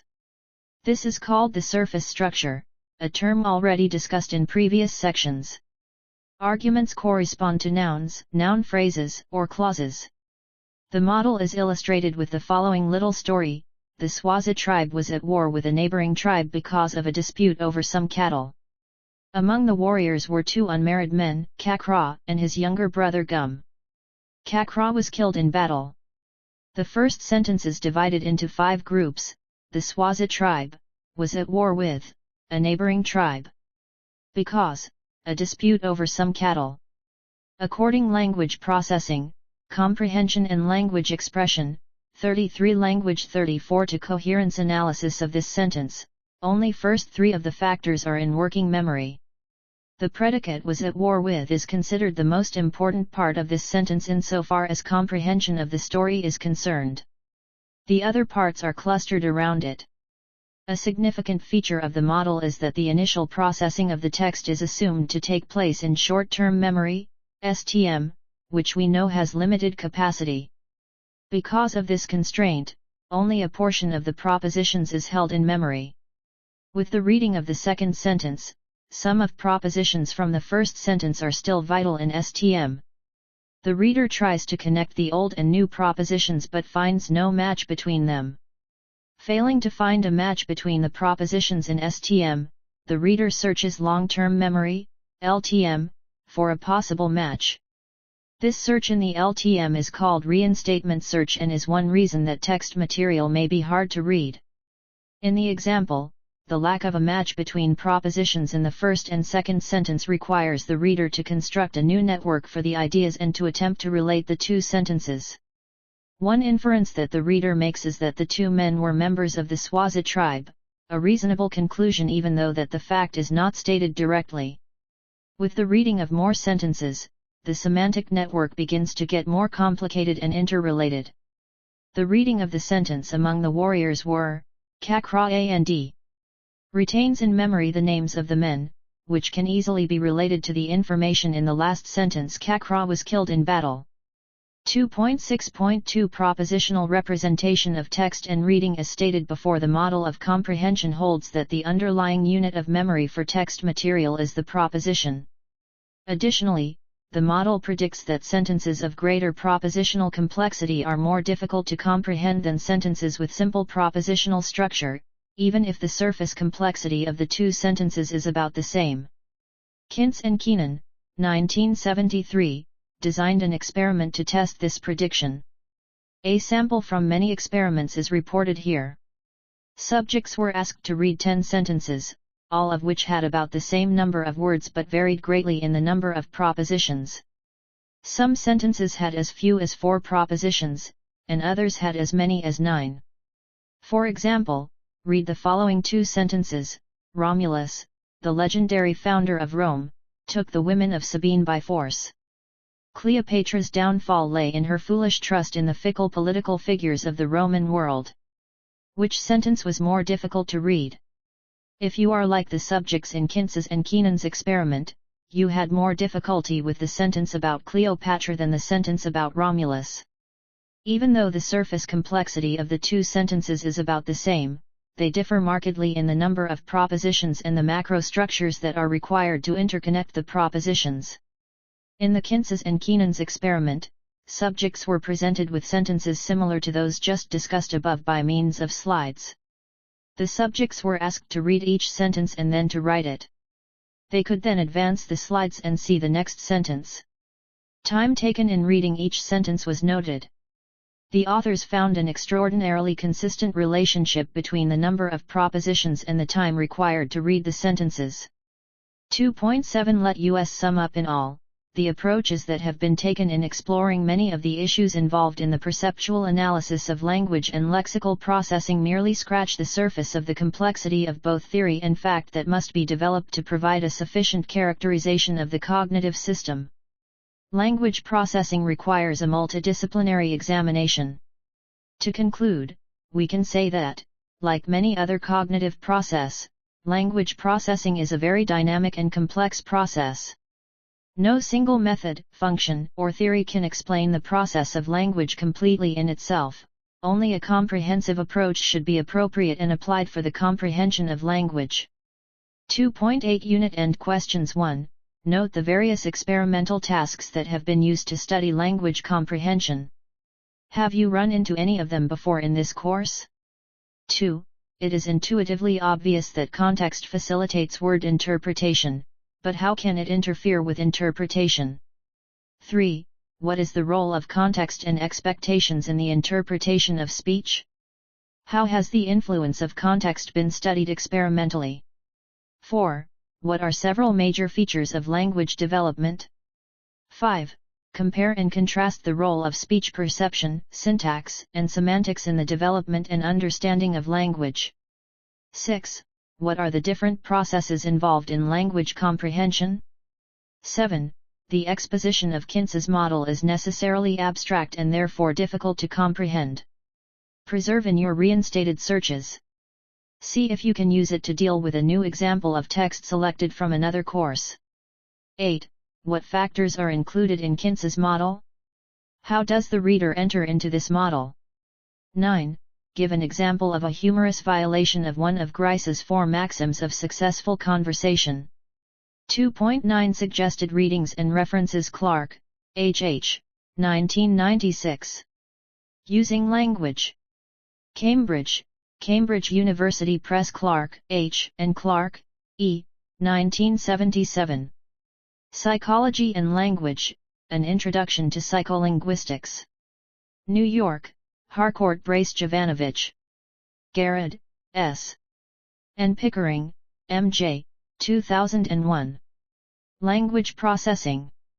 East Sussex, Psychology Press. Language Processing, Comprehension and Language Expression, 35 Language references Gleitman, L.R., Lieberman, M., and Oscherson, D.N., eds. 2000. An Invitation to Cognitive Science, 2nd ed. Volume 1, Language. Cambridge, MA, MIT Press. Hunt, R.R., and Ellis, H.C., 2006. Fundamentals of Cognitive Psychology. New Delhi, Tata McGraw-Hill. Jurafsky, D., and Martin, J. H., 2009. Speech and Language Processing, An Introduction to Natural Language Processing, Computational Linguistics, and Speech Recognition. New Jersey, Prentice Hall. Just, M.A., and Carpenter, P.A., 1987. The Psychology of Reading and Language Comprehension. Boston, Allen and Bacon. Reed, S.K., 2010. Cognition, Theories and Applications. London, Cengage. Solso, R.L., 2006.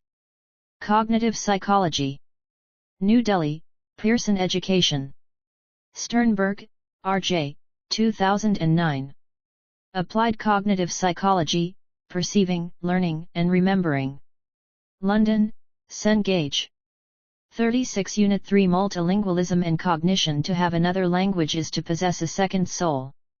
Charlemagne, 742-7-814, King of the Franks. Structure 3.0 Introduction 3.1 Objectives 3.2 Multilingualism Basic Concepts 3.2.1 3.2.2 The Structure of Multilingualism Multilingualism in India 3.3 Multilingualism and Cognition 3.3.1 3.3.2 3.3.3 Relations between languages and their users Rule-governed language choice Mixing is rule-governed 2 3.4 Multilingualism and thinking 3.4.1 Other benefits 3.5 Acquisition of a second language 3.5.1 Single system versus dual system hypotheses 3.6 Neural mechanism of multilinguals 3.7 Let us sum up 3.8 Unit End questions 3.9 Suggested readings and references 3.0 Introduction Multilingualism is the natural potential available to every normal human being rather than an unusual exception. It is only the environmental factors which may fail to provide the opportunity to learn another language that produce monolingual speakers. Given the appropriate environment, two languages are as normal as two lungs. Cook, 2002. Every child is born with a language acquisition device having innate properties that plays a role in acquiring knowledge of language. This innateness is a biological endowment that Chomsky refers to as principles and parameters. According to this theory, there is a universal grammar, where principles are general features, while parameters are variables left open in the statement of principles that account for the diversity found in languages. Grammar is a collection of choices, example, a choice between SOV and SVO patterns of sentences. They define the limited numbers of grammatically permitted choices from the universal grammar menu of options. There are also lexical facts. Once the vocabulary is learned and grammatical patterns are fixed, the whole system falls in its place and general principles programmed into general organ, just churns away to yield all the particulars of the language concerned. Chomsky as quoted in Jenkins, 2000. In other words, there are different grammatical systems based on the choice of different parameters. When the child is exposed to them, his/her innate capacity language processing, comprehension and language expression, 37 language 38 gets activated and he/she acquires knowledge of the rules of the language while using it for communication. When the child is exposed to more than one such linguistic system, he/she acquires more than one language and is known as multilingual. 3.1 Objectives After reading this unit, you will be able to define basic concepts and structure of multilingualism, explain multilingualism and cognition, define acquisition of language, and explain neural mechanism of multilinguals. 3.2 Multilingualism, Basic Concepts Multilingualism is the knowledge of more than one language by a person or within a social group. It assumes the ability to switch from one language to another in speech, in writing, or in reading. Other terms describing this phenomenon include bilingualism, polylingualism, plurilingualism, diglossia, and languages in contact. Multilingualism may be personal, social, or intersubjective. A generic term for multilingual persons is polyglot. Poly, Greek word, means many, glot, Greek, means language, and for the monolinguals is monoglot. Personal multilingualism refers to the knowledge and verbal behavior of an individual, not necessarily shared by the whole community. Social multilingualism refers to the communicative practices of a nation, tribe, or other social group that sustains two or more languages. As in India, nearly 200 languages are spoken by its natives. 3.2.1 The structure of multilingualism. For many years, the popular belief was that a multilingual person should have learned all of his or her languages simultaneously in early childhood and that he or she should have a native-like oral and written competence in all of them. Bloomfield 1933. Today, a broader definition is more common. Accordingly, a person may be called multilingual if he uses his or her languages on a regular basis and is able to switch from one to another wherever it is necessary, independently from the symmetry of his/her command of the languages, of the modalities of acquisition and of the distance between the varieties. Haugen 1953, Oksar 1980, and Grishkin 1982. Thus, an Indian guest worker who learnt enough Swiss-German dialect for his struggle for life in Switzerland may be considered bilingual with the same right, but not, of course, in the same way, as an interpreter working at the European Union and having systematically extended his or her native French-English bilingualism. Generally speaking, multilingualism is of two kinds: elite, language learned in a formal setting through planned and regular instruction as in a school system. Neighborhood, here the language is acquired in a natural setting, acquired through the interaction with people speaking different languages. Theoretically, bilingualism is referred to as additive and subtractive bilingualism. In additive bilingualism, a second language is acquired in addition to a relatively well-developed first language. In subtractive bilingualism, elements of a second language replace elements of the first language. Researchers also distinguish between simultaneous bilingualism, which occurs when a child learns two languages from birth, and sequential bilingualism, which occurs when an individual first learns one language and then another. Bhatia and Ritchie, 1999. Either form of language learning can contribute to fluency. It depends on the particular circumstances in which the languages are learned. Pearson and Associates, 1997. It is known, however, that infants begin babbling at roughly the same age. This happens regardless of whether they consistently are exposed to one or two languages. Aller and Associates, 1997. In the United States, many people make a big deal of bilingualism, perhaps because relatively few Americans born in the United States of non-immigrant parents learn a second language to a high degree of fluency. In other cultures, however, the learning of multiple languages is taken for granted. For example, in parts of India, people routinely may learn as many as 4 languages. Kubchandani, 1997. In Flemish-speaking Belgium, many people learn at least some French, English, and/or German. Often, they learn one or more of these other languages to a high degree of fluency. No society or state has just one language, nor can language be isolated from culture. Societies are multilingual because of minorities that live within the dominant language group, and also because the official language itself presides over numerous dialects. In the Austro-Hungarian Empire, many linguistic and cultural communities had their own territories in a common state, dominated by German. Language cannot be isolated from culture, because every language is a repository of values, images, and memories, the semiotics of culture. The boundary between the semantics of language and the semiotics of culture is blurred, so that multilingualism shades into multiculturalism. At the end of the 20th century, one or another form of multilingualism affects 60% of the world's population. In other words, monolingualism is a boundary case of multilingualism, originated by very specific cultural conditions, and bilingualism is a particular form of multilingualism. 3.2.2 Multilingualism in India. India is said to be a socio-linguistic giant, and the nerve system of this giant is multilingualism. Indian multilingualism is huge in size, having 1,620 mother tongues reduced to 200 languages, with the population of many of minorities larger than European countries, Anomaly 2001. This multilingual character of India is represented by its metropolitan cities like Mumbai and New Delhi, where people from all over come and settle down. For example, in Mumbai every child is exposed to at least 4 languages right from its infancy. Pi. 2005.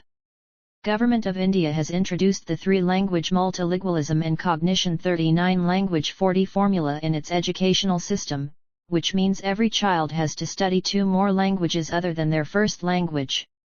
The 2 languages are introduced simultaneously at upper primary level.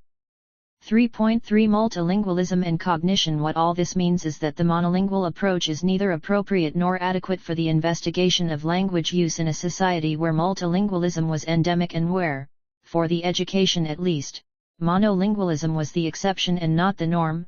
Trotter, 2000. 3.3.1 Relations between languages and their users. Multilingualism is a particularly timely issue concerning language competence.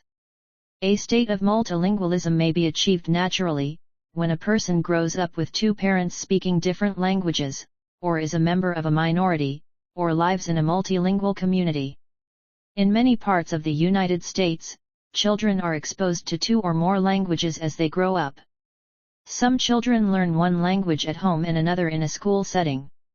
Other children learn both languages at home, where, for example, the grandparents speak one language to the child, but the parents and siblings speak another. Still other children immigrate to this country speaking one language and then learn a second language in school once they are settled in their new environment. It may also be acquired later in life, through immigration or learning. Regardless of how one actually learns his or her languages, the result is an individual who has a greatly enhanced ability to think and communicate. In terms of language processing, multilingualism offers a rich source of information about the organization and use of the structure and processes of language already discussed in earlier chapter, not only concerning bilinguals or multilinguals but monolinguals as well. Participant languages may be associated with different communicative media. Conversation, writing, reading, and symbolic systems can use different, and not necessarily overlapping, languages. 3 recent issues about multilingualism are briefly explored here. 1. The first concerns code switching, the ability of multilinguals to select words from either of their languages during the course of uttering a sentence. Code switching maximizes the bilingual's ability to convey his/her intended message to another bilingual and to understand another bilingual's code switching message. What is fascinating is that code switching often requires no additional time, and may, in fact, use less time, than when words from only one language are selected or perceived. One interesting study of this ability is by Pinirshioglu and Tekkan, 1993. In this study monolinguals and bilinguals searched a completed crossword puzzle for words in their language, Turkish and English. The bilinguals were equivalent to the monolinguals in the time they took to locate words in only one of their languages. But bilinguals were faster than monolinguals when they collectively located words in either of their languages. This finding indicates an advantage for bilinguals over monolinguals in word recognition, which can be demonstrated when they are allowed to use a strategy of identifying all of the words they know, from both languages. 2. The second important issue concerns the treatment of lexical, grammatical, and semantic knowledge by multilinguals. One theoretical view places lexical knowledge in language-specific memory stores but semantic knowledge in a common conceptual memory store, Kroll and Schall, 1992. Whereas the other theoretical view places both types of knowledge in language-specific memory stores, Pavio, 1986. The first theory predicts, for example, that semantic processing of a word in one language, e.g., translating a word presented in a categorized list into another language, should facilitate memory for that word, relative to translating that word when it is presented in a random list, whereas the second theory predicts that no such facilitation would take place, because contacting the meaning of a word in one language should not involve contacting the meaning of the word in other language. To date, the evidence supports the first theory, known as concept mediation account, especially in fluent multilinguals, Ammerhein and Sanchez, 1997, de Groot, Dannenbug and Van Hel, 1994, Kroll and Schall, 1992. 3. The third issue concerns how language familiarity influences a person's ability to correctly identify another person's voice. In a study conducted by Goggin, Thompson, Strube, and Cimental, 1991, English monolinguals and Spanish-English multilinguals heard texts read by the same person in either English, Spanish, or Spanish-accented English. A short time later, these subjects then heard a voice lineup of individuals reading a different text, again in either English, Spanish, or Spanish-accented English. Goggin and colleagues, 1991, found a distinctly different pattern in the responses for monolinguals and bilinguals. For monolinguals, actual correct identifications were highest for their respective language. However, for bilinguals, correct identifications were generally the same across the three voice types. Collectively, these findings indicate that bilinguals' knowledge of two languages aids in their identification of the voice source of the messages they encounter and represents an interesting interaction between speech perception and higher level of language analysis. These findings also represent an advantage multilinguals have over their monolingual counterparts. 3.3.2 Rule-governed language choice. How does a multilingual person make an appropriate choice from among the varieties that constitute his/her repertoire? There is consensus among specialists that this choice is not arbitrary but governed by rules. Chris Jean 1982, 145. Macro-sociolinguistic research established the existence of domains appropriate for the use of one or the other language in diglossic societies. Fishman 1967. Multilinguals would thus choose the appropriate variety taking into account whether it is a private or public affair, whether the conversation concerns the professional world or leisure activities, religion or education, etc. Where domains entwine, e.g. when an adolescent speaks with a minister religion about football leisure in the school building education, individual factors are isolated and pondered over. Language choice would be determined by characteristic bundles multilingualism and cognition 41 language 42 of situational factors, Chris Jean 1982. The same applies to heterogeneous diglossic societies. In all these cases, the value of each language is thoroughly appreciated. By choosing one or the other variety of his/her repertoire, the multilingual speaker makes the most rewarding use of his communicative resources. 3.3.3 Mixing is rule-governed too. Sometimes the choice of the appropriate language is not evident. Multilinguals can choose between a monolingual mode and a bilingual mode, Chris Jean 1985, i.e. between monolingual and bilingual speech, LD and Pym, 1984, respectively. In the first case, the language that is not used is switched off as far as possible. In the second case, the speaker's whole repertoire is activated. Possible criteria for the choice of the monolingual or bilingual mode are the interlocutor's repertoire, the degree of formality of the situation, normative representations of the interlocutors, etc. In other words, the situation is not automatically bilingual even if both interlocutors are similarly bilingual. Bilingual mode requires a locally established mutual agreement on its appropriateness. This holds true for balanced as well as for unbalanced bilingualism, e.g. in the case of learners. Systematic observations of examples like this have led to the hypothesis that there are rules and norms that overlap single languages and govern the harmonic, i.e. the grammatical, mixing of elements from different languages. It may be assumed that the matrix language chosen for various reasons, level of competence of the speaker, presumed level of competence of the audience, conformity with the situation, is activated and provides the cognitive scaffolding for the semiotic organization of a representation. Talmy, 1985, 1995. Searching for the appropriate words for what he wants to say, the speaker then scans both of his lexica, or both subsets of his global bilingual lexicon. To fill the gap of words he does not know, that are momentarily not accessible or that may not even exist in the matrix language, or to achieve a special discourse effect he will switch to the embedded language. But this is only possible if the lemma of the embedded language word matches the slot provided by the matrix language. If this is not the case, the speaker will choose to switch to the embedded language for a larger stretch and produce an embedded language island. Myers-Scotton, 1993. Thus, a model of bilingual speech must provide control procedures for the local matching of both language systems. Myers-Scotton, 1993, Jake 1995, Jake and Myers-Scotton 1997.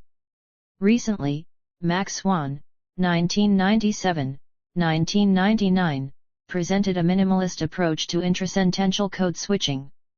He claims that nothing constrains code switching apart from the requirements of the mixed grammars, a claim that does not entail a theory about which principles of grammar are relevant to code switching, but leaves open any and all independently motivated considerations in linguistic theory to the analysis of code switching data.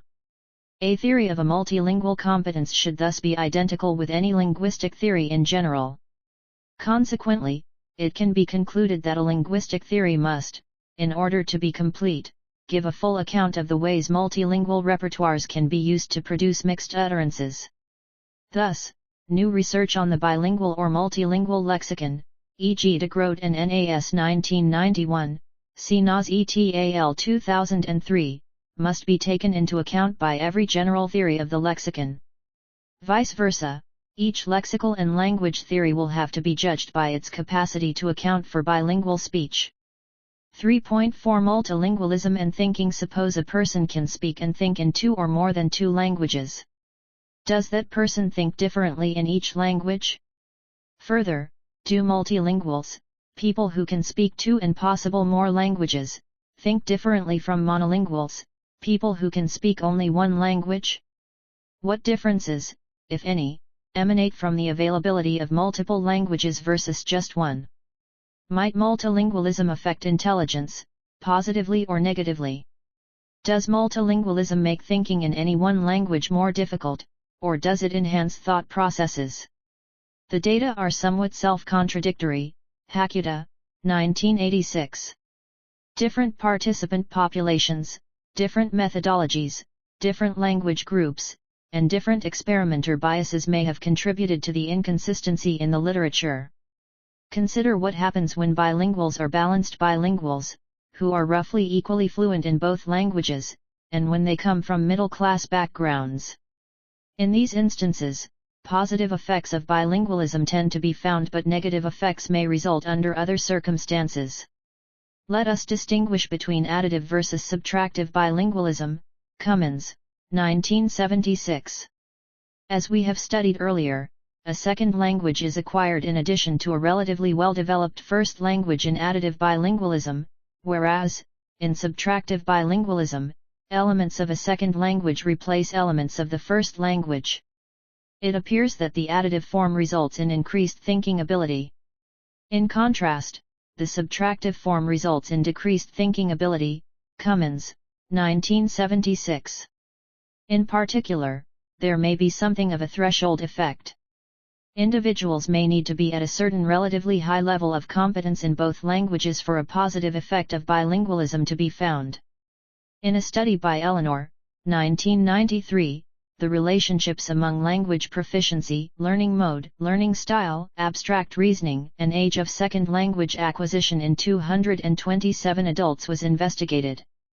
The subjects, most of whom were university students, included 17 monolinguals, 120 partial multilinguals, and 90 competent multilinguals. For comparison with competent multilinguals, the monolinguals and partial multilinguals were grouped together.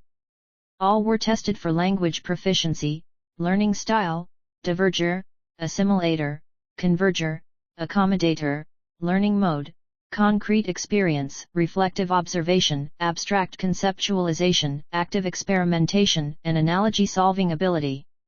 Native English speakers had higher analogy solving scores than native speakers of other languages. Regardless of language proficiency, competent multilinguals scored highest. Multilingualism and cognition. 43 Language. 44 Among competent multilinguals, native English speakers scored higher than non-native speakers. Competent multilinguals scored lower on reflective observation than did other subjects. There was also a significant negative correlation between learning mode and analogy solving ability. No significant difference was found in learning styles, and no significant interaction effect between language proficiency and learning mode or style on analogy solving ability. Individuals learning the second language after age 12 had higher analogy solving scores than those learning it earlier. However, early second language learners were more likely to be competent multilinguals. 3.4.1 Other benefits. The advantages that multilinguals exhibit over monolinguals are not restricted to linguistic knowledge only, but extend outside the area of language. Cook, 1999, 2002, and the substantial long-lived cognitive, social, personal, academic, and professional benefits of enrichment bilingual contexts have been well documented. Thomas and Collier, 1998. Children and older persons learning foreign languages have been demonstrated to 1. Have a keener awareness. Galambos and Golden Meadow, 1990, Ewert, 2006, 2008, and sharper perception of language, enhanced metalingual abilities, e.g. detection of anomalous sentences, Białystok, 2001. 2. Foreign language learning enhances children's understanding of how language itself works and their ability to manipulate language in the service of thinking and problem solving. Cummins, 1981. 3. Be consistently better able to deal with distractions, which may help offset age-related declines in mental dexterity. Białystok et al. 2004. 4. Have a better ear for listening and sharper memories. Rat 1968, Lapkin et al. 1990. 5. Develop not only better verbal, but also spatial abilities. Diaz, 1983. 6. Display generally greater cognitive flexibility, better problem solving and higher order thinking skills. Hakuta, 1986. 7. They have better measures of conceptual development, creativity and analogical reasoning. Diaz, 1985. Divergent thinking and figural creativity. Landry, 1968, 1972, 1973, 1974. 8. Bilinguals or multilinguals are more used to switching thought patterns and have more flexible minds. 9. Foreign language learners consistently outperform their peers in core subject areas on standardized tests. For instance, multilingual children in Brussels secondary schools outperform their monoglot schoolmates in problem-solving and fraction exercises. 10.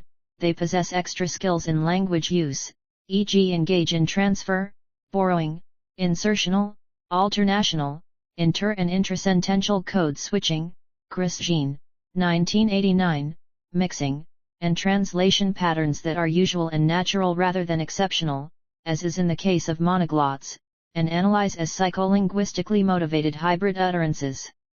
Serving different interactional, linguistic, pragmatic, cognitive, and strategic functions. Major, 2006. Thus, just like Latin once used to be taught as an academic exercise, mental gymnastics with the aim of cognitive training, it has been demonstrated that people who know more than one language usually think more flexibly than monolinguals. 3.5 Acquisition of a second language. Languages are learned at different ages, in different situations and up to very different levels of competence. This has of course consequences for the way multilingual repertoires will be structured. It is thus crucial to analyze the social context in which the different varieties making up a multilingual repertoire have been acquired.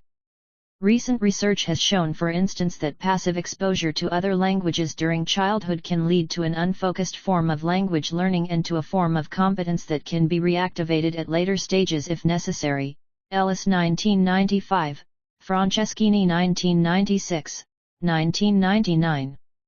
A significant factor believed to contribute to acquisition of a language is age.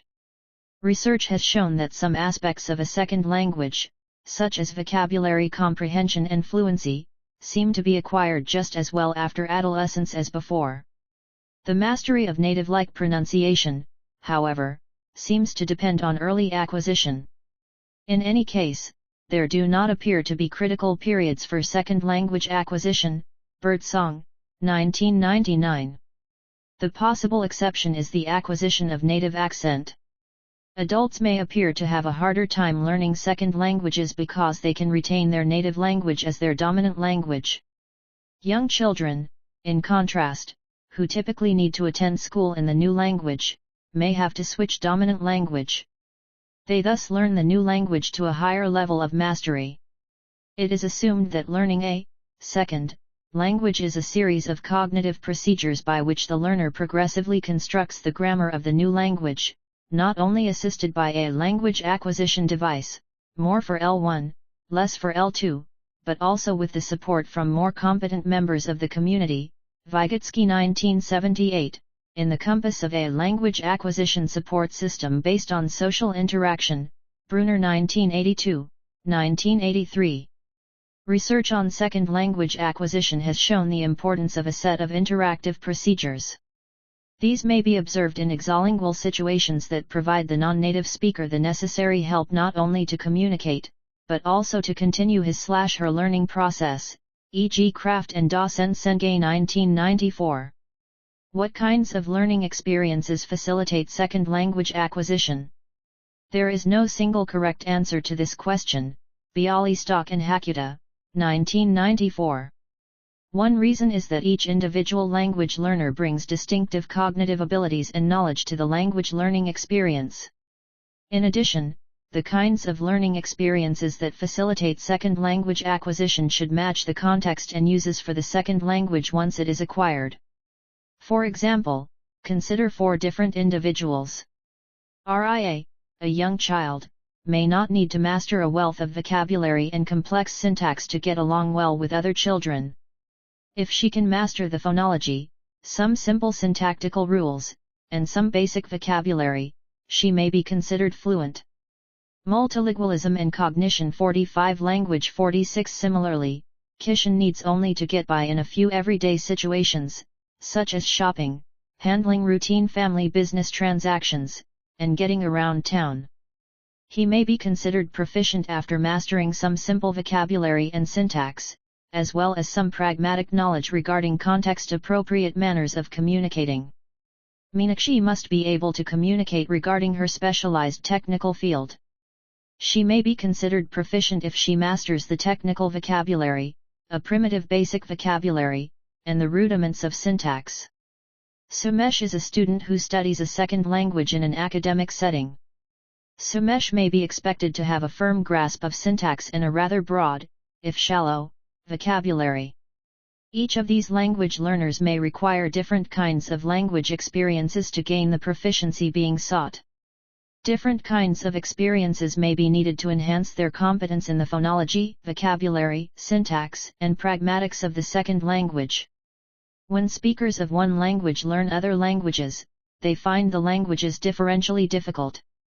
For example, it is much easier, on average, for a native speaker of English to acquire Spanish as a second language than is to acquire Russian. One reason is that English and Spanish share more roots than do English and Russian. Moreover, Russian is much more highly inflected than are English and Spanish. English and Spanish are more highly dependent on word order. The difficulty of learning a language as a second language, however, does not appear to have much to do with its difficulty as a first language. Russian infants probably learn Russian about as easily as US infants learn English. 3.5.1 Single system versus dual system hypotheses. One way of approaching multilingualism is to apply what we have learned from cognitive psychological research to practical concerns regarding how to facilitate acquisition of a new language. Another approach is to study multilingual individuals to see how multilingualism may offer insight into human mind. For example, some cognitive psychologists have been interested in finding out how the different languages are represented in multilinguals' mind. The single system hypothesis suggests that 2 or more languages are represented in just one system or brain region. See Hernandez and Associates, 2001. For evidence supporting this hypothesis in early multilinguals. Alternatively, the dual system hypothesis suggests that two/different languages are represented somehow in separate systems of mind. De Houwer, 1995, Paradis, 1981. For instance, might German language information be stored in a physically different part of the brain than English language information? One way to address this question is through the study the multilinguals who have experienced brain damage. Suppose a multilingual person has brain damage in a particular part of the brain. An inference consistent with the dual system hypothesis would be that the individual would show different degrees of impairment in the different languages. The single system view would suggest roughly equal impairment in all the languages. The logic of this kind of investigation is compelling. But the results were not. When recovery of language after trauma is studied, sometimes the first language recovers first, sometimes the second/latter acquired language recovers first. And sometimes recovery is about equal for all the languages. In a related situation, an early bilingual aphasic was trained in his native language but was given no training in his second language. Meinzer and Associates, 2006. The researchers found significant recovery of the first language but no change in the individual's ability to use the second language. The conclusions that can be drawn from all this research are equivocal. Nevertheless, the results seem to suggest at least some duality of structure. A different method of study has led to an alternative perspective on multilingualism. Two investigators mapped the region of cerebral cortex relevant to language use in two of their bilingual patients being treated for epilepsy, Ochman and Whitaker, 1978. Mild electrical stimulation was applied to the cortex of each patient. Electrical stimulation tends to inhibit activity where it is applied. It leads to a reduced activity to name the objects for which the memories are stored at the location being stimulated. The results for both patients were the same. The results of this study suggest some aspects of the two languages may be represented singly. Other aspects may be represented separately. 3.6 Neural mechanism of multilinguals. The question whether we may speak of one entwined or several separated systems cannot be fully answered alone by the experimental studies discussed above. Neurosciences may offer additional insights. The functional magnetic resonance imaging, fMRI, has been able to throw light on a large number of factors. Answers to questions like whether there is a difference between balanced and unbalanced bilinguals, whether there is a relation between the neuronal network constructed when learning a second language and the classical language center, whether the first be integrated into the latter, and whether the research findings in the neuroanatomy of bilinguals are still contradictory, and the analysis of cases of bilingual speech used by speakers with different kinds of multilingual competencies could shed new light on these questions. Early bilinguals seem to build up a network insufficiently adaptable to allow the integration of later acquired languages. Late bilinguals have to establish new neural areas to guarantee development of their late acquired languages. These results could have an important impact on the structure of an integrated language theory. Such a theory will consider multilingual repertoires and their use in different contexts, the default case, monolingual competencies, and monolingual speech representing just one, many cases to be explained. It will match new ways of modeling the dynamics of intercultural communication and contribute to it. 3.7 Let us sum up. To summarize, different languages seem to share some, but not all, aspects of mental representation. Learning a second language is often a plus, but it is probably most useful if the individual learning the second language is in an environment in which the learning of the second language adds to rather than subtracts from the learning of the first language. Moreover, for beneficial effects to appear, the second language must be learned well. In the approach usually taken in schools, students may receive as little as 2 multilingualism and cognition 47 language 48 or 3 years of second language instruction spread out over a few class periods a week. This approach probably will not be sufficient for the beneficial effects of bilingualism to appear. However, schooling does seem to yield beneficial effects on acquisition of syntax. This is particularly so when a second language is acquired after adolescence. Furthermore, individual learners should choose specific kinds of language acquisition techniques to suit their personal attributes. These attributes include abilities, preferences, and personal goals for using the second language. 3.8 Unit End Questions 1. Describe the various processes involved in multilingualism. 2. Why study of multilingualism is important for cognitive psychologists. 3. What can multilingualism tell us about language structures and processes? 4. What are the advantages of being bilingual? Can you think of any disadvantages? 5. Give a detailed account of language acquisition of a second language. 6. Suppose you are an instructor of English as a second language. What kinds of things will you want to know about your students to determine how much to emphasize phonology, vocabulary, syntax, or pragmatics in your instruction? 3.9 Suggested readings and references. See Nas, J. and Jenna C. F. eds. 1998. Beyond Bilingualism, Multilingualism and Multilingual Education. Clevedon, Multilingual Matters. Edwards, J. and Edwards, Jr., eds. 1994. Multilingualism. London, Routledge. Hunt, R.R., and Ellis, H.C., 2006. Fundamentals of Cognitive Psychology. New Delhi, Tata McGraw-Hill. References. Gleitman, L.R., Lieberman, M., and Osherson, D.N., eds. 2000. An Invitation to Cognitive Science, 2nd ed. Volume 1, Language. Cambridge, Ma, MIT Press. LLE, C. ed. 2006. Interfaces in Multilingualism, Acquisition and Representation. Pa, John Benjamin's Publishing Co. Patanavok, D.P., ed. 1990. Multilingualism in India. Clevedon, Multilingual Matters. Pavlenko, A., Blackledge, A., Pillar, I., and Teuchtweier, M., eds. 2001. Multilingualism, Second Language Learning, and Gender. New York, Walter de Gruyter Sternberg, R.J., 2009. Applied Cognitive Psychology, Perceiving, Learning, and Remembering. London, Cengage. Tomasello, M., 2003. Constructing a Language. Cambridge, Harvard University Press. Yang, C., 2009, ed. Language Acquisition. London, Routledge.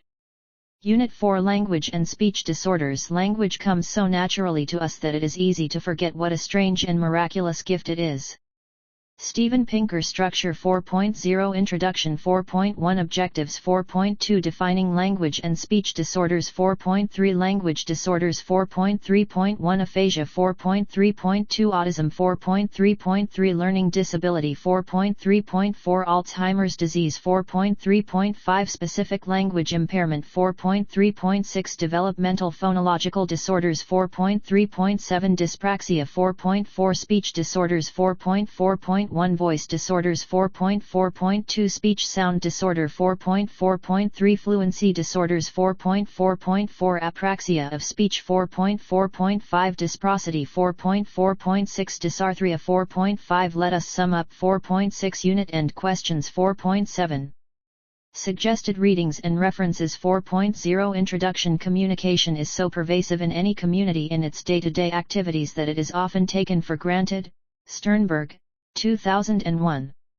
Normal language develops over a period and it is sequential or ordered. Crystal, 1992.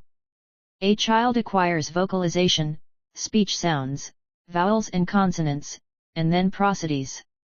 This acquisition is in recognizable stages that entail acquisition of form, content, and use. Seymour and Nober, 1997. The form is the system of symbols that convey meaning and it is made up of the phonology, morphology, and syntax of a language. The content includes the individual words and combinations of words to produce meaning in the language.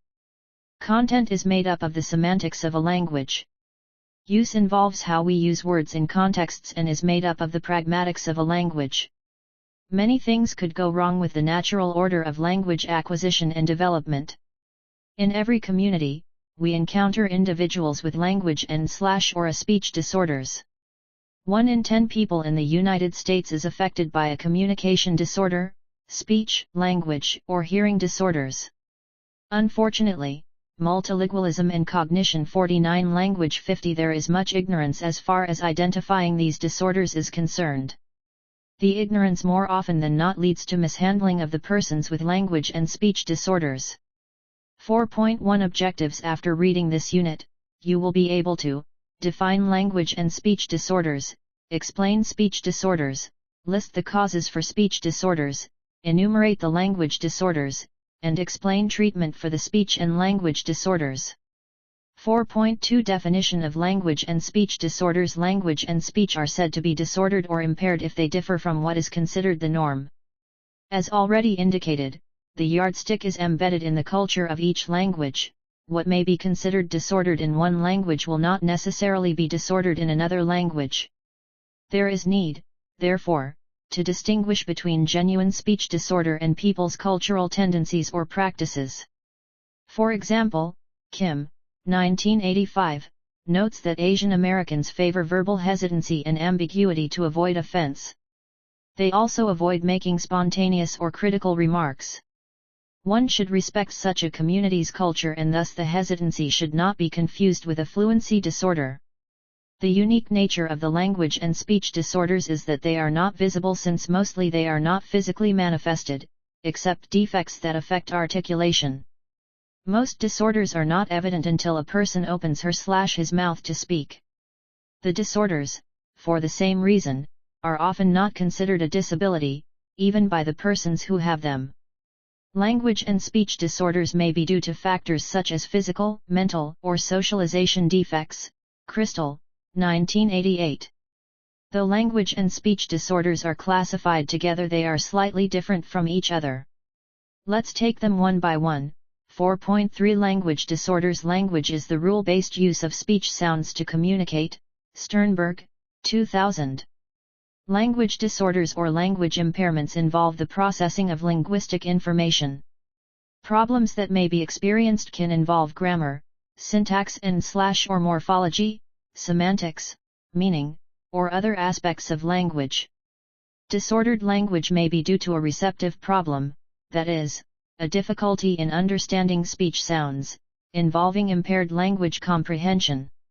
It can also be due to an expressive problem, that is, a difficulty in producing the speech sounds, involving language production, that follow the arbitrary rules of a specific language. A language disorder can also be due to problems in both reception and expression. Examples include specific language impairment and aphasia, among others. Language disorders can affect both spoken and written language, and can also affect sign language. Typically, all forms of language will be impaired. Note that these are distinct from speech disorders, which involve difficulty with the act of speech production, but not with language. Language disorders, therefore, refer to the following: the use of speech sounds in combinations and patterns that fail to follow the arbitrary rules of a particular language is a language disorder. For instance, the lack of communication etiquette is considered a language disorder. Talking out of turn, not talking when it is your turn, or not responding when you are expected to could be disorders if frequently observed in one's language behavior. The delay in the use of speech sounds relative to normal development in the physical, cognitive, and social areas is another language disorder. Most language disorders are often diagnosed in conjunction with other developmental delays, for instance, health, sensory, motor, mental, emotional, and behavioral development. Language disorder is a disorder that is found in the development or use of the knowledge of language. It shows the breakdown in the development of language abilities on the usual developmental schedule. The disorders that come under language disorders are autism, learning disability, specific language impairment, developmental phonological disorders, aphasia, dyspraxia, etc. We shall discuss the most common language disorders in detail. 4.3.1 Aphasia. Aphasia is an impairment of language functioning caused by damage to the left hemisphere of the brain. Garrett, 2003, Hillis and Karamazza, 2003. There are different type of aphasias, example, Broca's aphasia and Wernicke's aphasia. Wernicke's aphasia is caused by damage to the left temporal lobe of the brain. It is characterized by notable impairment in the understanding of spoken words and sentences. People with Wernicke's aphasia have generally fluent phonetic and syntactic but semantically coherent speech. This coherence is exhibited through the creation of nonsense words for real-world concepts and improper substitutions of function words for content words, e.g., nouns, verbs.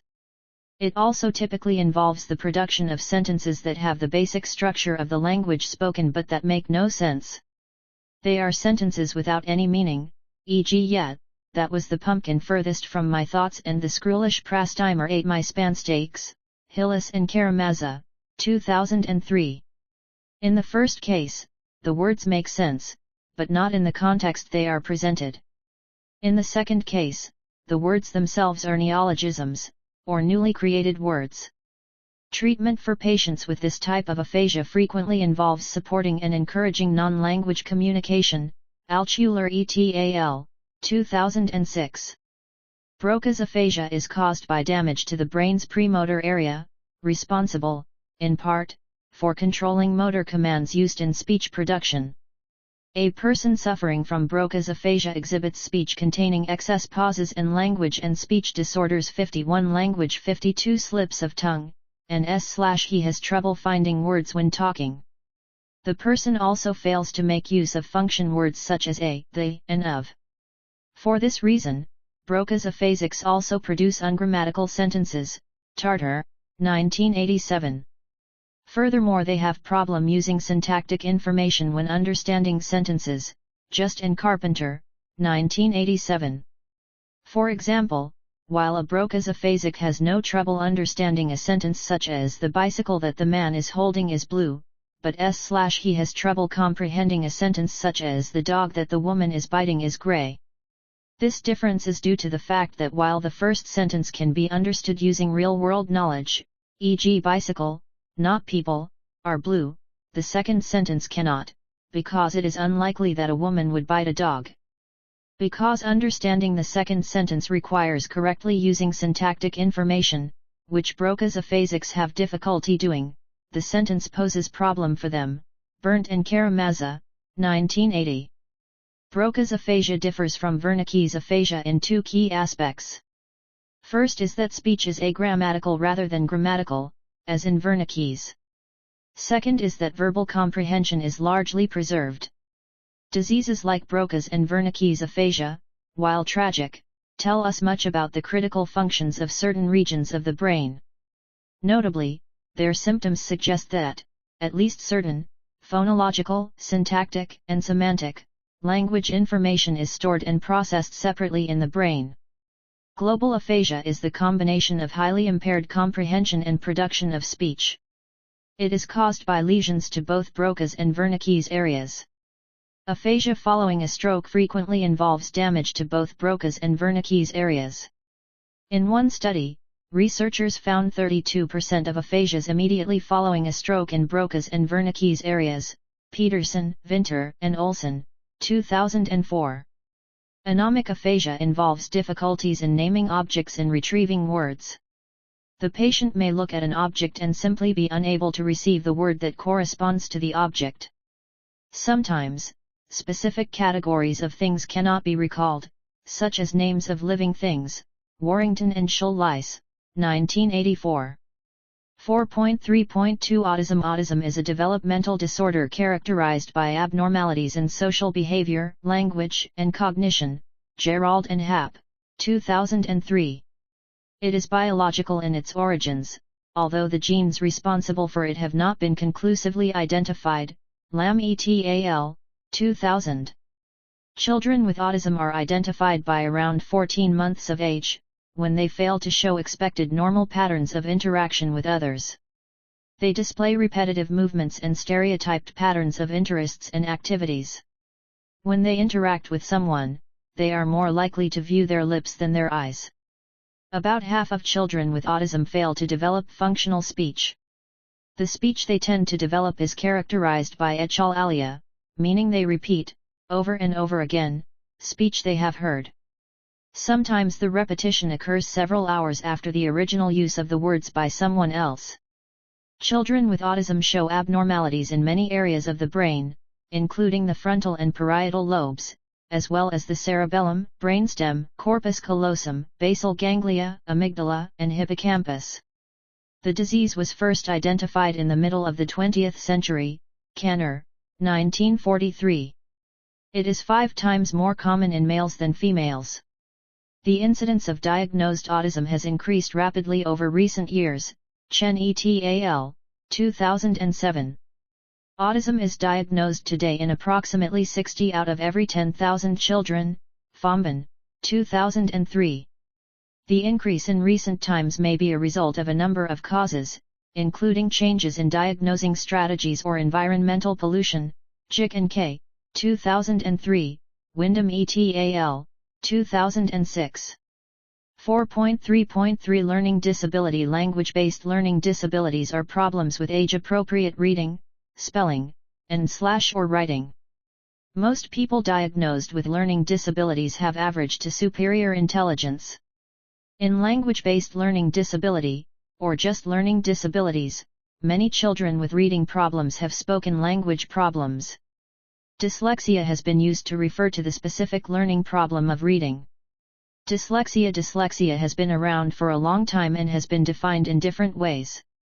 For example, in 1968, the World Federation of Neurologists defined dyslexia as a disorder in children who, despite conventional classroom experience, fail to attain the language skills of reading, writing, and spelling commensurate with their intellectual abilities.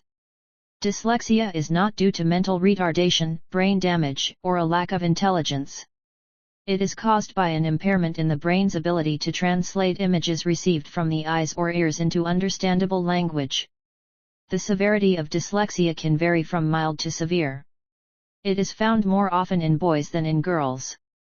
The sooner dyslexia is treated, the more favorable the outcome. However, it is never too late for people with dyslexia to learn to improve their language skills. Schult Krne, Warnke, and Remschmidt, 2006. Letter and number reversals are the most common warning sign of dyslexia. Biersch, 2005. Difficulty in copying from the board or a book can also suggest problems.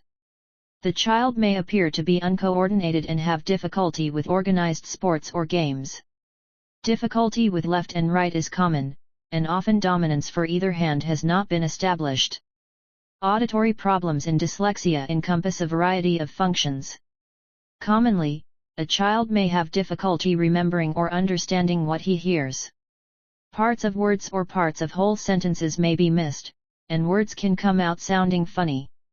Children struggling with this problem may know what they want to say but have trouble finding the actual words to express their thoughts. Sperling et al., 2006. There are several types of dyslexia that can affect the child's ability to spell as well as read. Heim, Shires, and Amunts, 2008. Primary dyslexia is a dysfunction of, rather than damage to, the left side of the brain, cerebral cortex, and does not change with age. Individuals with this type are rarely able to read above a 4th grade level and may struggle with reading, spelling, and writing as adults. Primary dyslexia is passed in family lines through their genes, hereditary. Secondary or developmental dyslexia and is felt to be caused by hormonal development during the early stages of fetal development. Developmental dyslexia diminishes as the child matures. Gale-Alberta and Sestnick, 2003. Language and speech disorders 53. Language 54. Dyslexia may affect several different functions. Visual dyslexia is characterized by number and letter reversals and the inability to write symbols in the correct sequence. Auditory dyslexia involves difficulty with sounds of letters or groups of letters. The sounds are perceived as jumbled or not heard correctly. Dysgraphia refers to the child's difficulty holding and controlling a pencil so that the correct markings can be made on the paper. Faccoetti et al., 2003. Many subtle signs can be observed in children with dyslexia. Due to the frustration arising from the difficulty in reading, children may become withdrawn and may show signs of depression and low self-esteem. Peer and sibling interactions can become strained. The child may become unmotivated and develop a dislike for school. The child's success in school may be jeopardized if the problem remains untreated. 4.3.4 Alzheimer's disease. Alzheimer's disease is a brain disorder which leads to a decrement in language processing ability.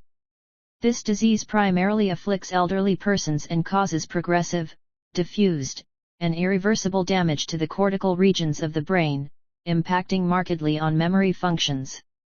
Comparison between the language decrements due to the dementing effects of Alzheimer's disease and those noted for the aphasics is useful because the average age of onset of Alzheimer's disease overlaps that of aphasias, around 50 to 60 years of age. The language of an Alzheimer's patient is marked by a striking simplification process wherein words that once precisely described some event are now lost and are replaced by more general terms because of a fundamental loss of categorical organization in semantic memory. Chan et al., 1993, Martin and Fedio, 1983. It appears, however, that in patients suffering from Alzheimer's disease, phonological and syntactic knowledge and use is minimally affected. Finally, a deficit in pragmatic knowledge, concerning the correct recognition of the intention of a speech act, e.g., that an utterance is meant to be taken as a request, turn-taking in a conversation, and so on also occurs. Interestingly, this pattern of deficits and non-deficits again argues for the distinctiveness of the various levels of language information similar to what was seen for Broca's and Wernicke's aphasias, Bales and Kuzniak, 1987. 4.3.5 Specific language impairment. Specific language impairment, SLE, is a developmental language disorder in the absence of frank neurological, sensorimotor, nonverbal cognitive, or social-emotional deficits. See Watkins, 1994. SLE is used to refer to problems in the acquisition and use of language, typically in the context of normal development. Children with SLE lag behind their peers in language production and language comprehension, which contributes to learning and reading disabilities in school. One of the hallmarks of SLE is a delay or deficit in the use of function morphemes, e.g., the, a, is, and other grammatical morphology, e.g., plural s, past tense ed. Individuals with SLE exhibit problems in combining and selecting speech sounds of language into meaningful units, phonological awareness. These problems are different to speech impairments that arise from difficulties in coordination of oral motor musculature, Cohen, 2002. Symptoms include the use of short sentences, and problems producing and understanding syntactically complex sentences. SLE is also associated with an impoverished vocabulary, word-finding problems, and difficulty learning new words, whereas the basic tasks for development of phonology and syntax are completed in childhood, vocabulary continues to grow in adulthood. Bishop, 1997. Some researchers claim that SLE children's difficulty with grammatical morphology is due to delays or difficulty in acquiring a specific underlying linguistic mechanism. For example, difficulty in acquiring the rule that verbs must be marked for tense and number, he walks, not he walk, Rice and Wexler, 1994. These children have a deficit in processing brief and/or rapidly changing auditory information, and/or in remembering the temporal order of auditory information, Talal, et al., 1985. Children with SLE have poor short-term memory for speech sounds, example, Gath-Erkel, 1998. In a number of recent studies, short-term memory for speech sounds has been shown to correlate highly with vocabulary acquisition and speech production. This has led to the hypothesis that a primary function of this memory is to facilitate language learning. Moreover, among SLE children, about 50% will go on to experience reading difficulties and develop dyslexia. Bishop and Snowling, 2004.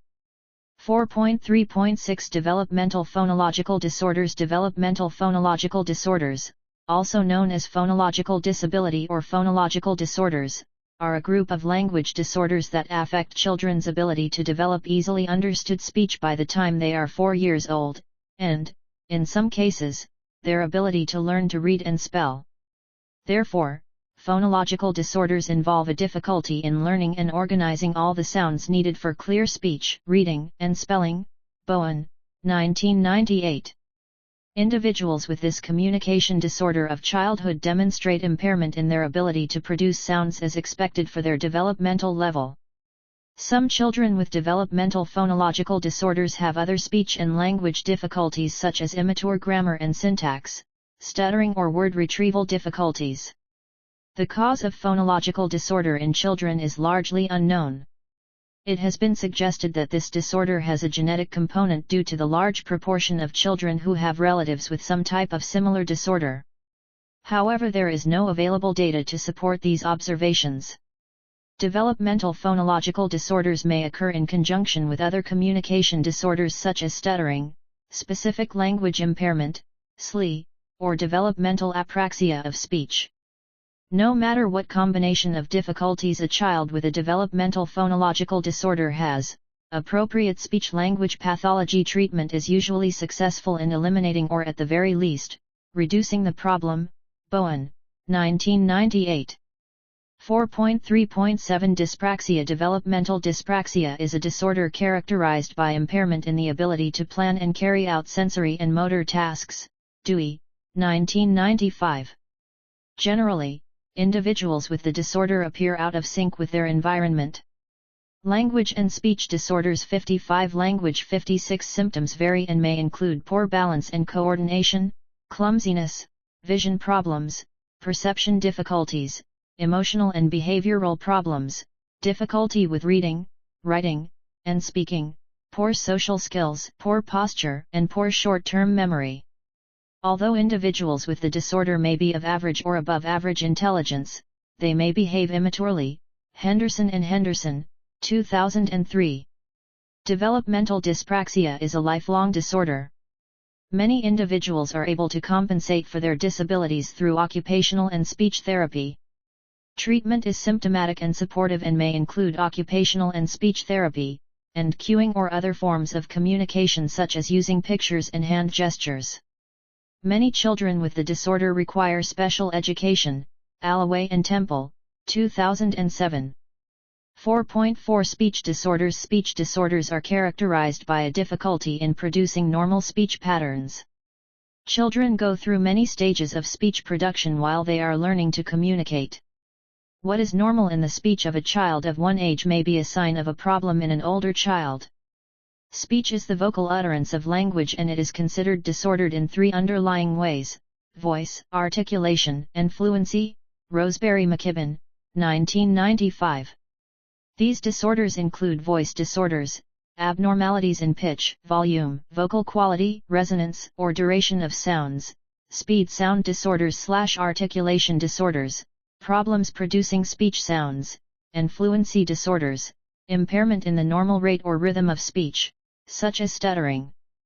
4.4.1 Voice disorders. Voice involves the coordinated effects of the lungs, larynx, vocal cords, and nasal passage to produce recognizable sounds.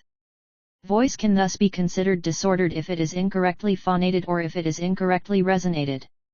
In the incorrect phonation, an individual could have a breathy, strained, husky, or hoarse voice. With the incorrect resonation, an individual could have hypernasality or hyponasality.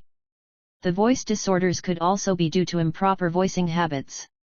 Paralanguage issues, such as use of pitch, volume, and intonation, are diverse for they are culturally determined.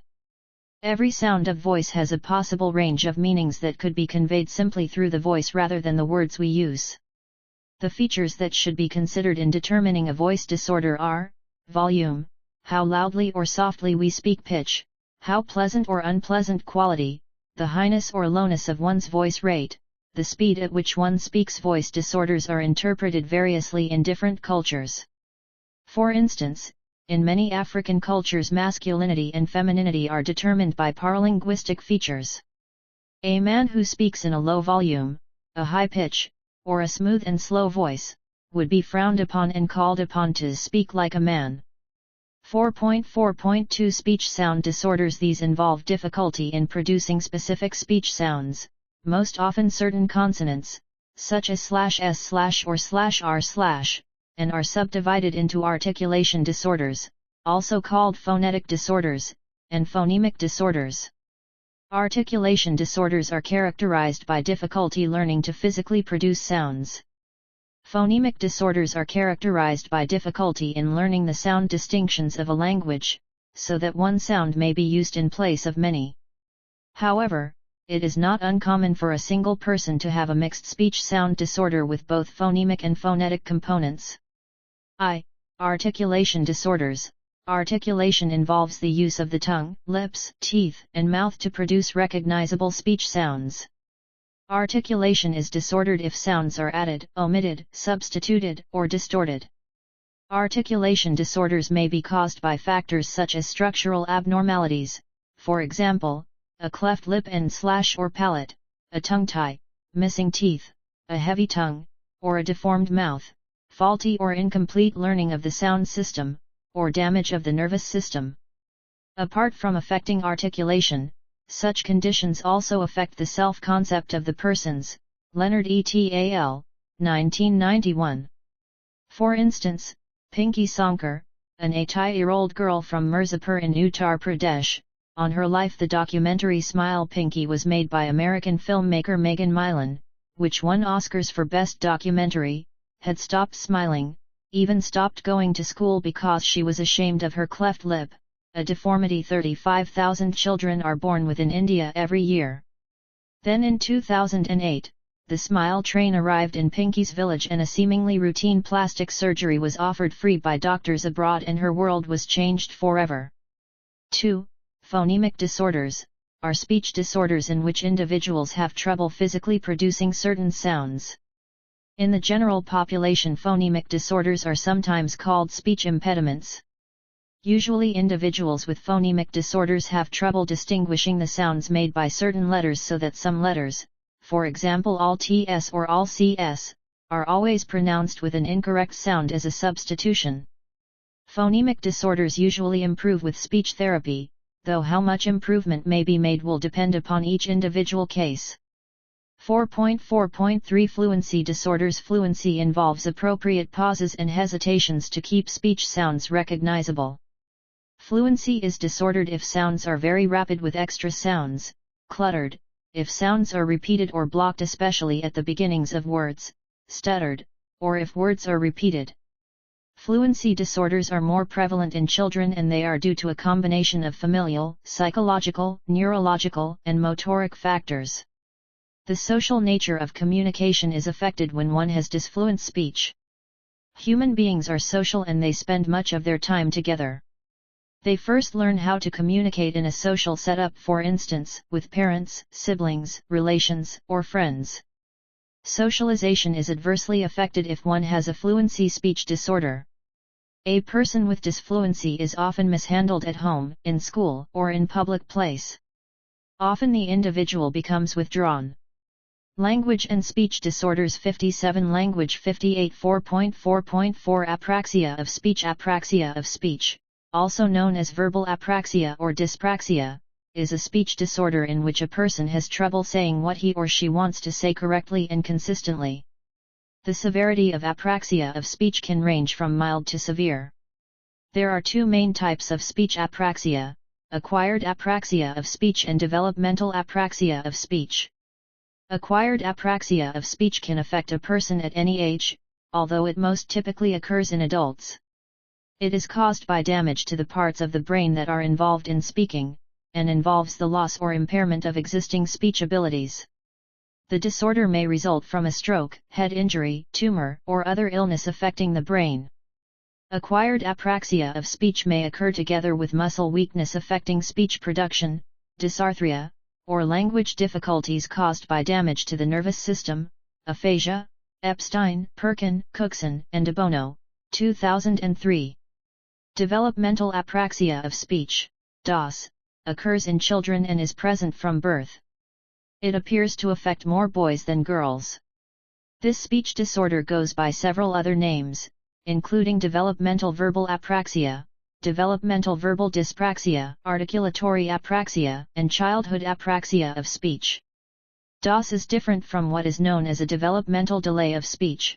in which a child follows the typical path of speech development but does so more slowly than normal. The causes of DOS are not yet known. Some scientists believe that DOS is a disorder related to a child's overall language development. Others believe it is a neurological disorder that affects the brain's ability to send the proper signals to move the muscles involved in speech. However, brain imaging and other studies have not found evidence of specific brain lesions or differences in brain structure in children with DOS. Children with DOS often have family members who have a history of communication disorders or learning disabilities. This observation and recent research findings suggest that genetic factors may play a role in the disorder. Casper et al., 2005. People with either form of apraxia of speech may have difficulty putting sounds and syllables together in the correct order to form words. They also tend to make inconsistent mistakes when speaking.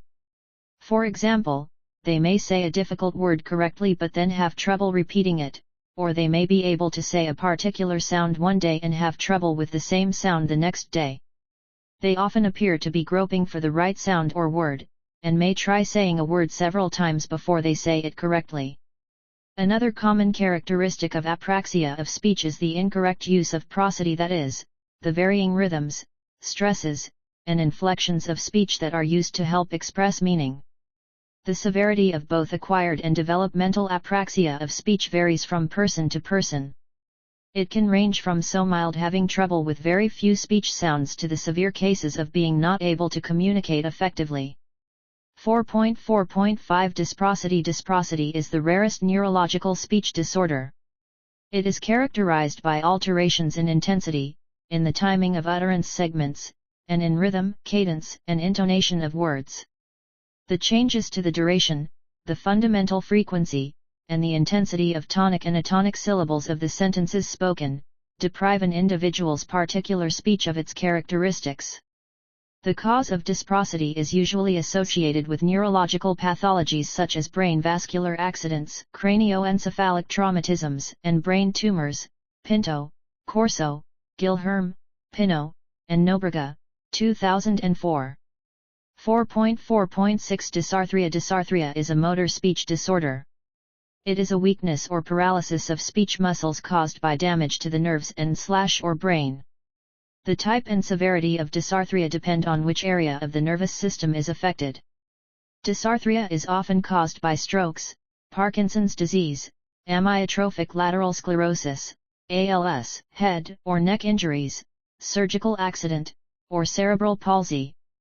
A person with dysarthria may experience any of the following symptoms, depending on the extent and location of damage to the nervous system: slurred speech, speaking softly or barely able to whisper, slow rate of speech, rapid rate of speech with a mumbling quality, limited tongue, lip, and jaw movement, abnormal intonation, rhythm, when speaking, changes in vocal quality, nasal speech or sounding stuffy, hoarseness, breathiness, drooling or poor control of saliva, chewing and swallowing difficulty, etc.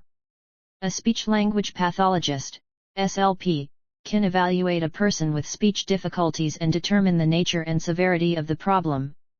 The SLP will look at movement of the lips, tongue, and face, as well as breath support for speech, voice quality, and more. Children with isolated speech disorders are often helped by articulation therapy, in which they practice repeating specific sounds, words, phrases, and sentences. For stuttering and other fluency disorders, a popular treatment method is fluency training, which develops coordination between speech and breathing, slows down the rate of speech, and develops the ability to prolong syllables. Delayed auditory feedback, DAF, in which stutterers hear an echo of their own speech sounds, has also been effective in treating stuttering. When a speech problem is caused by serious or multiple disabilities, a neurodevelopmental approach, which inhibits certain reflexes to promote normal movement, is often preferred. Other techniques used in speech therapy include the motor kinesthetic approach and biofeedback, which helps children know whether the sounds they are producing are faulty or correct. For children with severe communication disorders, speech pathologists can assist with alternate means of communication, such as manual signing and computer-synthesized speech. 4.5 Let us sum up. In this unit we have defined both speech and language disorders. We have also indicated the various causative factors leading to these disorders. Language is the rule-based use of speech sounds to communicate. Sternberg, 2000. Language disorders or language impairments involve the processing of linguistic information.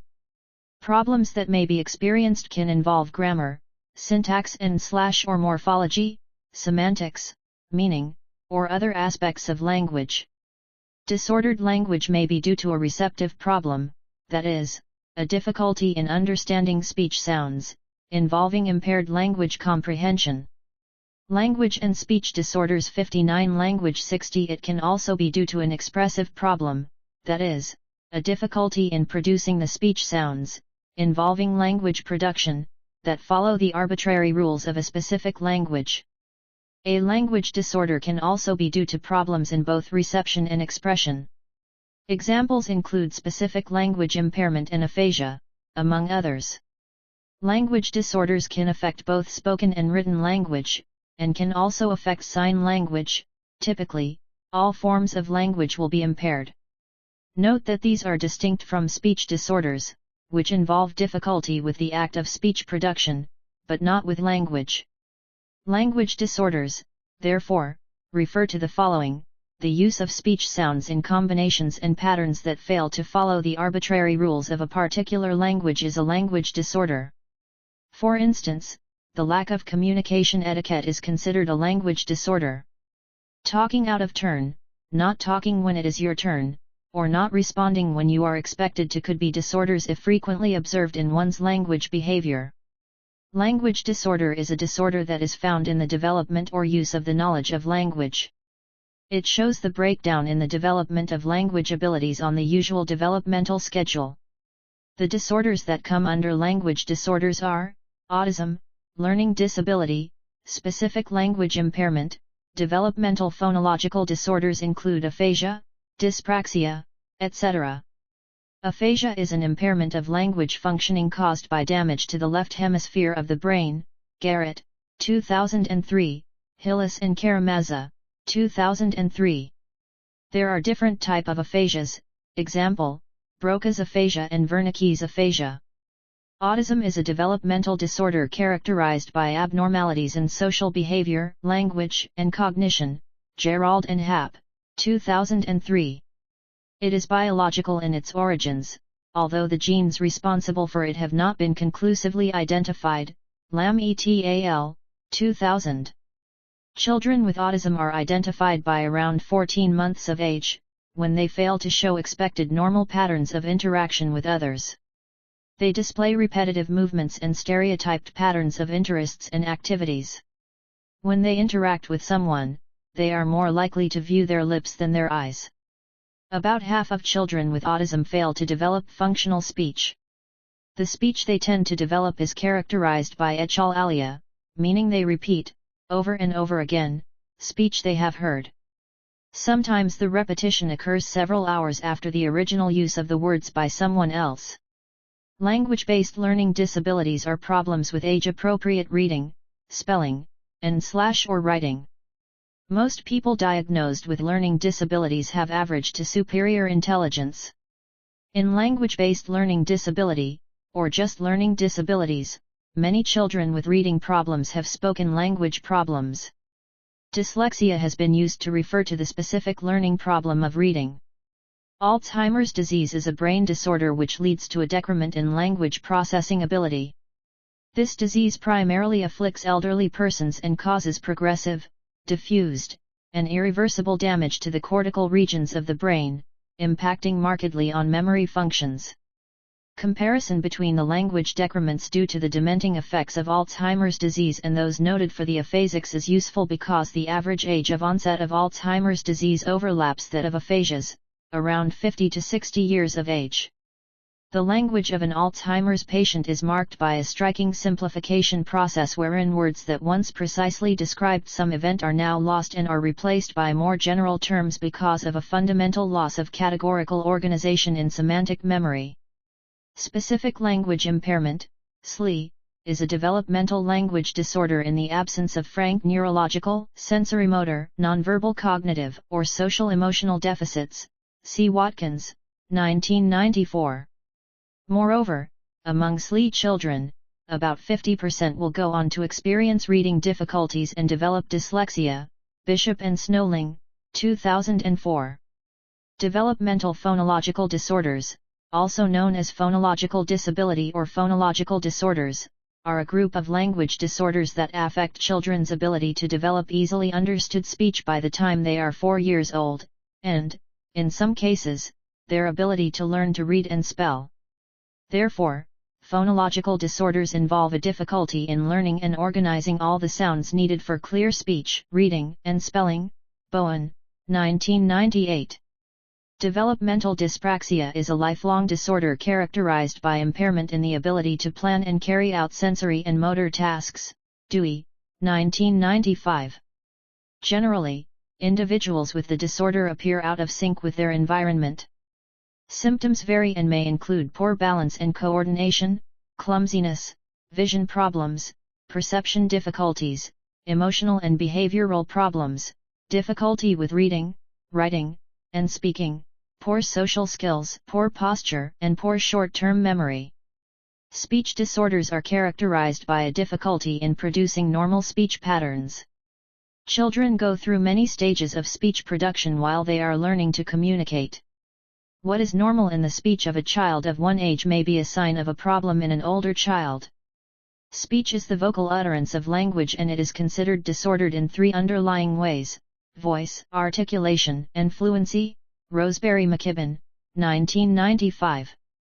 These disorders include voice disorders, abnormalities in pitch, volume, vocal quality, resonance, or duration of sounds, speed sound disorders/articulation disorders, problems producing speech sounds, and fluency disorders, impairment in the normal rate or rhythm of speech, such as stuttering. 4.6 Unit End Questions 1. Compare and contrast the speech errors made by individuals in different speech disorders. 2. Based on the discussion of language disorders in this chapter, make a worksheet of different kinds of language disorders and their symptoms and causes. 3.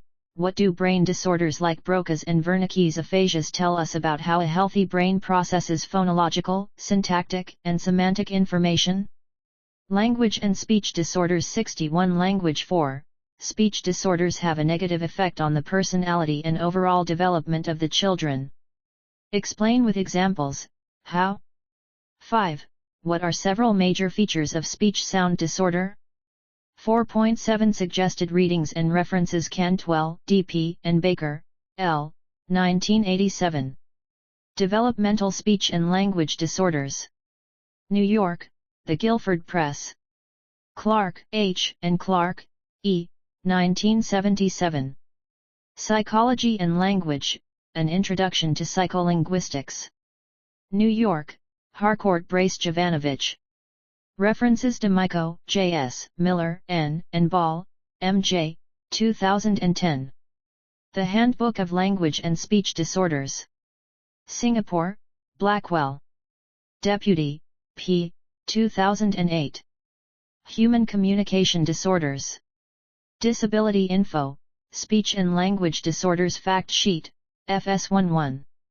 National Dissemination Center for Children with Disabilities. Eisenson, J. 1986. Language and Speech Disorders in Children. London, Elsevier. Hunt, R.R., and Ellis, H.C., 2006. Fundamentals of Cognitive Psychology. New Delhi, Tata McGraw-Hill. Leonard, L.B., 2000. Children with Specific Language Impairment. New York, MIT Press. Sternberg, R.J., 2009. Applied Cognitive Psychology, Perceiving, Learning, and Remembering. London, Cengage. Ewell, M., and Rutter, M., eds. 1987. Language Development and Disorders. London, Macheath Press. 62.